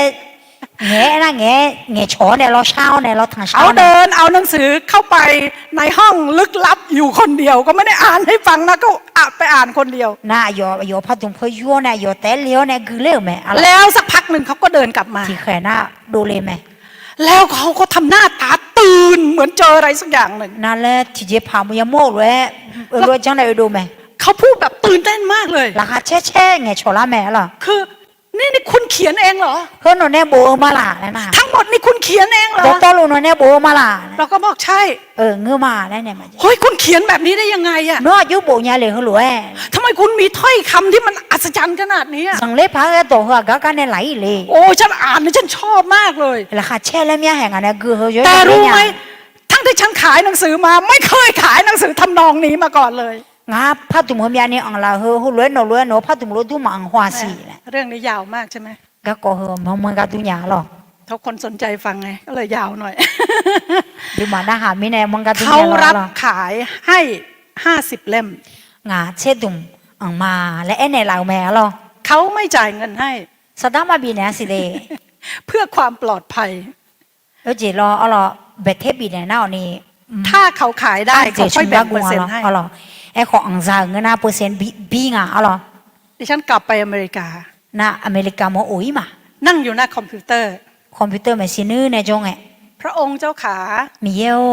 ลูกอยากรู้หนังสือลูกขายไปถึงไหนแล้ แล้ว วพัดมาก็อังกาและสิญญาโมและญาเล น้องข้อความ Facebook เด้งมาเลยตึ้ง เฟซบุ๊กข้อความติ้งและล่างแม่อะไร มีผู้ชายคนหนึ่งเขียนมา อาริทิกาโบเลียเจ อาจารย์ครับ สลามาโอ วันนี้ผมตั้งใจจะไปซื้อหนังสืออาจารย์ โนพัดมเซและอีเลยงา ผมไปก่อนเขาจะปิดร้านพอดี เจสมบูพัดมอ๋อค่อยมาพิเทไม่น่า ผม เยี่ย จะ มา ซื้อ3 เล่ม ส้มตุ่มเจอ ให้ผม1 เล่มให้พ่อ1 เล่มให้ห้องสมุด1 เล่ม งาที่ตุ่มก็งาด้านที่ตุ่มและหน้าห้องสมุดก็ที่ตุ่มและเบีย และเขาบอกผมว่า อ๋อเหลือ3 เล่มสุดท้ายพอดีเลย เขาส้มตุ่มเสร็จแล้วแต่แม่และเนี่ยล่ะเจ พระเจ้าของเราอยู่ที่ไหน มีอดีมีกาจว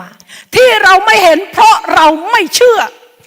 อาดิมาโมญาค่อยอาดิมาจังมีเนี่ย เพราะเราไม่ยอมเดินลงไปในทะเลกับพระเยซู เยซูคาลีเนี่ยอีจูหัวตามาช่างให้เผอมีเนี่ย เพราะเราลืมตัวว่าเราเป็นชาวสวรรค์ อาดิตาไม่ขังซาเลและเงี้ยมีเนี่ย เราเอาความคิดแบบโลกมาคุมสมองของเรา มีชาวนึงเนี่ยเดี๋ยวนึงเดี๋ยวไปอุลังถาม ดัง มีเนี่ นั้ ย นเราจึงเกิดผลไม่ได้ แต่ไม่เนี่ยอาดิเดซิโบเลซา ดัง เล นั้น ตัวย เรา ชา จึงไม่สามารถชิมอนาคตที่ดีที่พระเจ้าทรง มี ทำ เยอะใน ได้ เลยผมท้าจริงอาดิมาจ่าหอยังอ่ะ ตอนนี้หนังสือที่ฉัน6 เล่มขายหมด พาดุมโบลาเธอโกดุมยังไงอ๋อหล่อแล้วจีมา คือ6หน้าปก ไอ้หมอนะโบโกดุมร้อยสิเสียโกดุม เรื่องหนึ่งพิมพ์อย่างน้อยที่สุด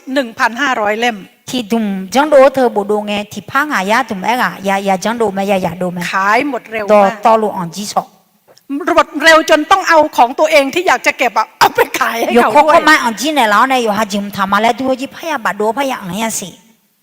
อยากมีประสบการณ์การเดินบนทะเลไหมคะ 一就会打长河路有个伢来是伢毛面啦， พระองค์กำลังเรียกเรา 米耶农昂苦路没，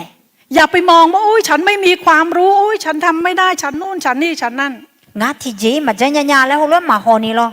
ถ้าตอนนี้คุณอยากทำแล้วเรื่องที่คุณอยากทำมันใหญ่มาก 喏毛这头阿姐和我呐， ดิฉันแนะนำให้เขียนสิ่งที่คุณอยากทำลงไป 喏来不多头，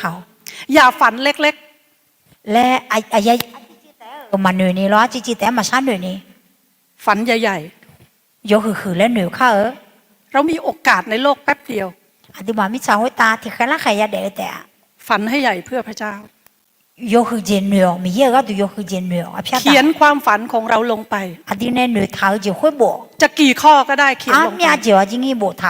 เอาไปแปะที่ฝาผนัง 阿高呢得面头，我个 เขียน 标 ติด 个 ไว้ 好， ในมือถือ 那刚个无面头。 แปะมันได้เท่าไหร่แปะมันไปเลย 阿面呢伢那阿面呢得面头比较， อธิษฐานทุกวัน 那有那路格朗沙， พัฒนาตัวเองทุก 有 วัน 哈来着， เตรียมตัวเราให้พร้อมสำหรับ แล้ว การ ต้องทำ อัศจรรย์ที่กำลังจะเกิดในชี 你 วิต 现 ของ 在 เรา 人来爬个比某个都来不当头， และนี่คือการท้าทาย 他们呢苦潮就表嘛， อย่านั่งดูในเรือต่อไปเลย 来老会打女头呢，但好他叫， เราจะต้องเป็นคนที่ทำให้คนในโลกตกตะลึงกับความยิ่งใหญ่ของพระเจ้า 米也人来爬个这阿潮阿丢的是啦，可能比好么， ไม่ใช่เพื่อตัวเองจะได้เป็นถูกเป็นที่ยกย่อง 有行阿潮呢比起高嘛个。 แต่พระเจ้าของเราจะต้องเป็นที่ยกย่อง มีแย่อดีบาดานะบิชิโกบิเปียว ในข้อสุดท้ายบอกว่า ในบทเรียนสุดท้ายบอกว่า จอเกืออาสาสาวก็ฮัลโหลแอดถามแม่ พระคุณตั้งแต่วันแรกจะอยู่กับเราจนวันสุดท้าย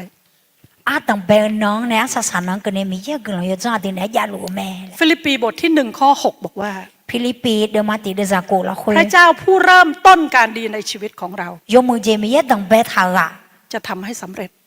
บิเปียวเลยแม่และแอดถาม ดิฉันอยากเชิญทีมนมัสการขึ้นมา เอาเจเช้าจะเฉออามูติโป เราจะนมัสการพระเจ้า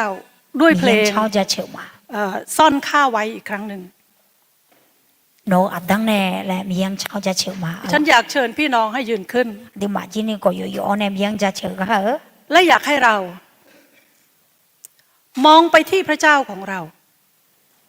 อาดิมามียังโฮโจลามาอะไร พระองค์กำลังเดินบนทะเลมาหาเรา มีแย่อีจูหัวตาช้างๆติดจอเอลูแม่ พระองค์ทำให้เราเห็น อาดิมันปีโมละ คนที่อยู่ในพระคริสต์เดินบนทะเลได้ เยซูคาลีละหัวโจโยกานาลูอีจูหัวตาช้างยาแม่ เปาโลบอกว่าไม่มีอะไรที่ผมทำไม่ได้ ปอลูงามาจังยังที่เจมาอยา เพราะผมทำโดยพระเจ้า มีแย่งังเวเนี่ยมือมีเนี่ย วันนี้บอกพระองค์ อีนางมีแย่ไอเนี่ยค่ะความฝันของคุณคืออะไร อาดินเนี่ยเนื้อทางเจขุยเจเลย ถ้าวันนี้ยังไม่มีความฝันเพื่อตัวเอง อีนางอาดิฮาเนื้อทางเจมายาเงินน่ะ เริ่มคิด อี ตอน นุ่ม นี้ เนี่ยดังเบลชาเนื้อ อยากให้พระองค์ทำอะไร มีแย่อาจจะเป็นหมอยาดีเดซิละ อยากมีประสบการณ์อะไรกับพระองค์ มีแย่เนี่ยอายุผู้หอมหอมอยา ทูลพระองค์เวลานี้ มีแย่ไอเนี่ยค่ะจอเนี่ยค่ะ ทำไมจะต้องนั่งอยู่ในเรือ ซาสูนี่รอละหัวเจมิเนี่ยนี่พระเจ้า ถ้าสามารถเดินบนน้ำได้ อีจูละหัวชังยากันเนี่ยอีจูหัวตาชังยา โอ้ กันเนี่ย ริชานาราบาการาบาฮาเลลูยาโอ้ฮาเลลูยาสารามารากาชนาราราบาราสอนข้าไว้ยกมือของเราขึ้นภายใต้ปีพระองค์โอ้ฮาเลลูยาโอ้คลุมข้าด้วยพระหัตถ์อันยิ่งใหญ่โอ้เมื่อพายุพัดมาและฟ้าข้าจะบินขึ้นไป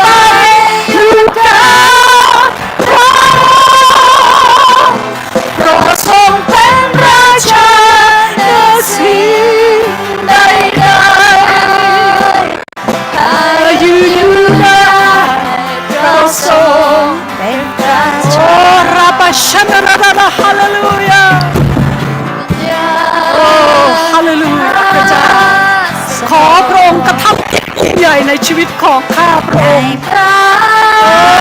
โอ้ฮาเลลูยาให้ข้าพระองค์ที่จะได้ยินพระสุรเสียงของพระองค์ตรัสว่า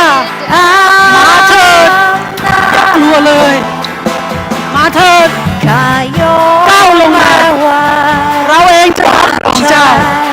เราเองจะช่วยเจ้าเราเองจะชูเจ้าปัดขวาอันมีชัยของเราโอ้ฮาเลลูยาโอ้ริชันดาดาฮาเลลูยา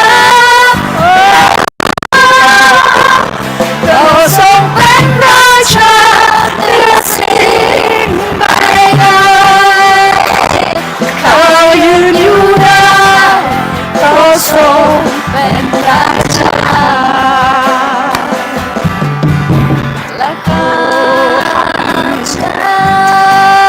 พี่น้องในเวลานี้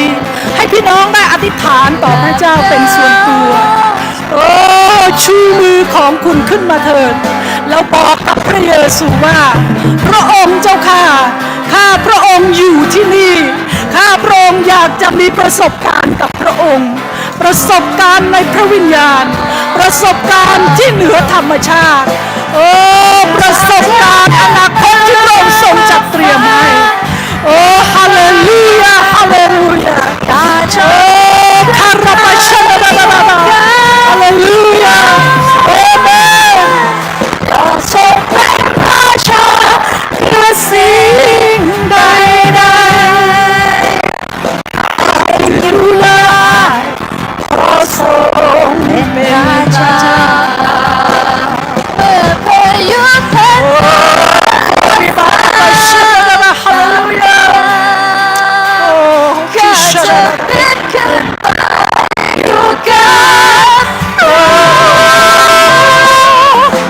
ทรงเป็นราชาเหนือสิ่งใดๆเขาอยู่ได้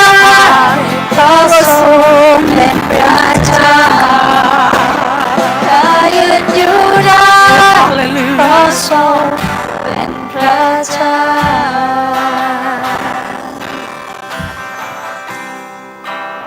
วิญญาณพักสงบในพระเยซูโดยฤทธิ์อำนาจข้ายอมและไว้วางใจเมื่อพายุพัดข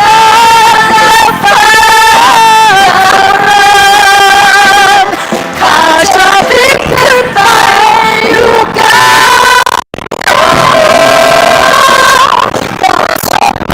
ราชาเหนือสิ่งใด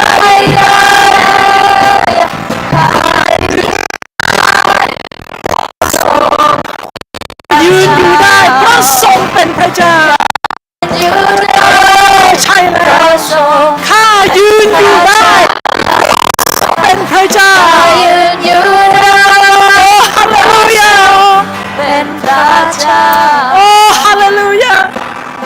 ฮาเลลูยาโอ้พระเจ้าโอ้พระเยซูพระเยซูเจ้าของข้าพระองค์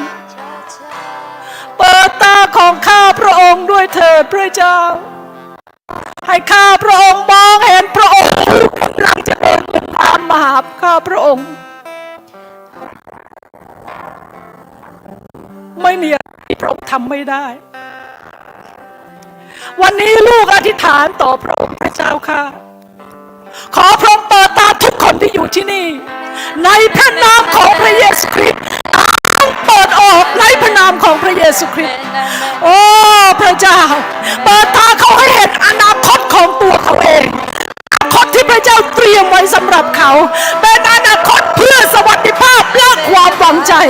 ไม่ใช่อนาคตที่ตกต่ำไม่ใช่ความโศกเศร้าใจเราปฏิเสธการหลอกลวงของมารซาตานในนามของพระเยซูคริสต์เจ้าคำหลอกลวงทั้งหลายเราขับไล่ออกไปให้หมดใน นามพระเยซู โอ้พระเจ้าเปิดตาของเราทั้งหลายด้วยเถิดให้เราทั้งหลายอนาคตที่พระเจ้าทรงจัดเตรียมเป็นอนาคตที่อัศจรรย์เป็นอนาคตที่น่าตื่นเต้นเป็นอนาคตที่ยิ่งใหญ่พระเจ้าจนเราเองคิดไม่ถึงโอ้พระเจ้าวันหนึ่งเราจะตกตะลึงกับความยิ่งใหญ่ที่พระเจ้าทำในชีวิตของเราเราจะพูดเหมือนอย่างที่เปาโลพูดว่าข้าพเจ้าทำทุกสิ่งได้โดยพระองค์ผู้เสริมกำลังข้าพเจ้าจะไม่มีสักสิ่งที่ข้าพเจ้าจะทำไม่ได้เพราะพระเจ้ารับรองข้าพเจ้า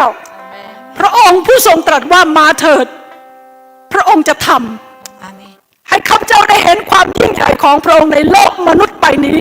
และข้าพเจ้าจะประกาศความยิ่งใหญ่ของพระเจ้าให้กับคนทั้งหลายได้เห็นความยิ่งใหญ่ของพระเจ้าผ่านชีวิตของข้าพเจ้าโอ้ค่ะขอให้ความหิวกระหายในพระเจ้าเกิดขึ้นในชีวิตของข้าพระองค์ข้าพระองค์ทูลขอวิงวอนต่อพระองค์ให้เกิดการรื้อฟื้นขึ้นมาณที่แห่งนี้พระเจ้าโอ้พระองค์เจ้าให้เกิดการฟื้นฟูเกิดขึ้นณที่แห่งนี้ให้เราเตรียมตัวของเราไม่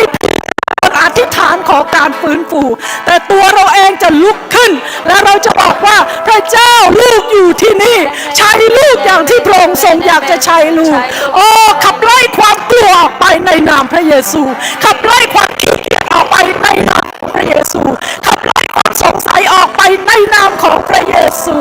โอ้พระเจ้าเมื่อพายุพัดมาและฟ้าคำรามข้าพระองค์จะไม่อยู่ใต้น้ำแต่ข้าพระองค์จะอยู่เหนือทะเลกับองค์พระผู้เป็นเจ้าของข้าพระองค์ทั้งหลายพายุยกสูงข้าพระองค์ทั้งหลายจะขึ้นสูงตามนั้นไปโอ้พระเจ้าฮาเลลูยาฮาเลลูยาเมื่อพายุพัดมาแล้วฟ้าคำรามข้าจะบินขึ้นไปอยู่แก่พระโปรดทรงเป็นราชาเหนือสิ่งใดๆข้ายืนอยู่ได้เพราะทรงโอ้พระเจ้าข้ายืนอยู่ได้เพราะทรงเป็นพระเจ้าโอ้บารมีชันฮาเลลูยาข้าจะบินขึ้นไปอยู่กับพระทรงเป็นราชาและสิ่งใดๆข้าอยู่ได้เพราะทรงเป็นราชาพี่น้องดิฉันอยากให้พี่น้องทำสิ่งหนึ่งไปหาใครคนใดคนหนึ่งไปหาใครสักคนหนึ่งอธิษฐานเผื่อเขาและพี่น้องอธิษฐานเผื่อซึ่งกันและกันเราจะไปหาคนคนหนึ่งไปหาเขาเราจะอธิษฐานเพื่อเขาในพระนามของพระเยซูพี่น้องให้เราออกจากที่นั่งของเราเดินไปหาคนไหนก็ได้คนไหนก็ได้จับมือเข้าหากันจับมือกันอธิษฐานขอให้หันหน้าเข้าไปหากันขอให้จับมือกันและขอให้อธิษฐานพระเจ้าสัญญาว่าพระองค์จะทำกิจอันใหญ่ยิ่งของพระองค์ในชีวิตของเราพระเจ้าจะทำกิจที่ยิ่งใหญ่ในชีวิตของเราไม่มีสิ่งหนึ่งสิ่งใดที่พระเจ้าทำไม่ได้โอ้เยี่ยมจ้าญาติเจมายาอาเมน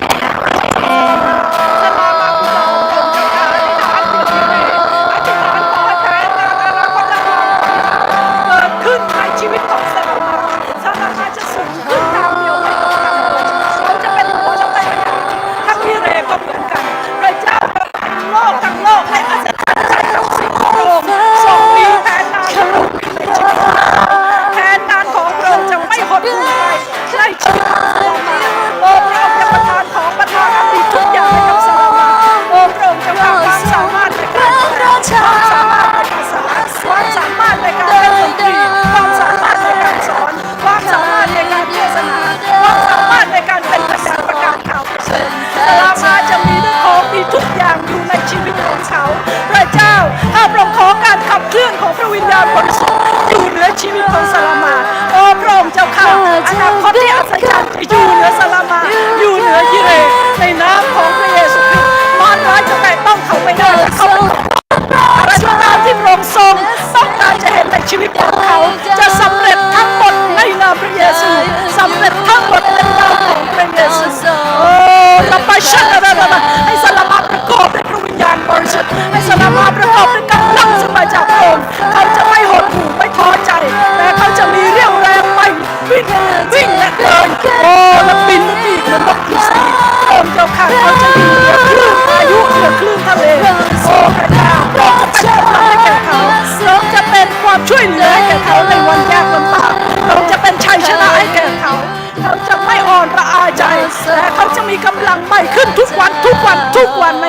เยซูเยเรจะมีอนาคตที่พระเจ้าจัดเตรียมไว้ให้แก่เขาเป็นอนาคตที่รุ่งเรืองเป็นอนาคตที่ยิ่งใหญ่เป็นอนาคตที่จะประกาศความยิ่งใหญ่ของพระเจ้าในชีวิตของเยเร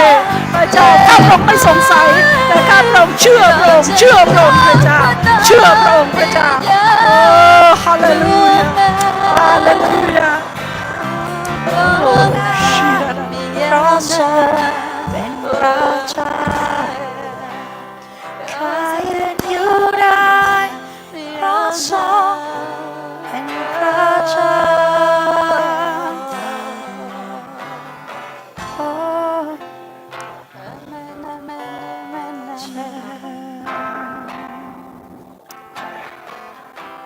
ขอบคุณพระเจ้า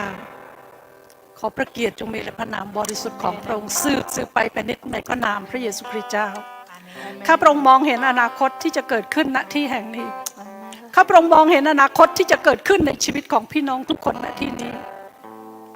อนาคตที่สวยงามอนาคตที่ยิ่งใหญ่ตัวเขาคนหนึ่ง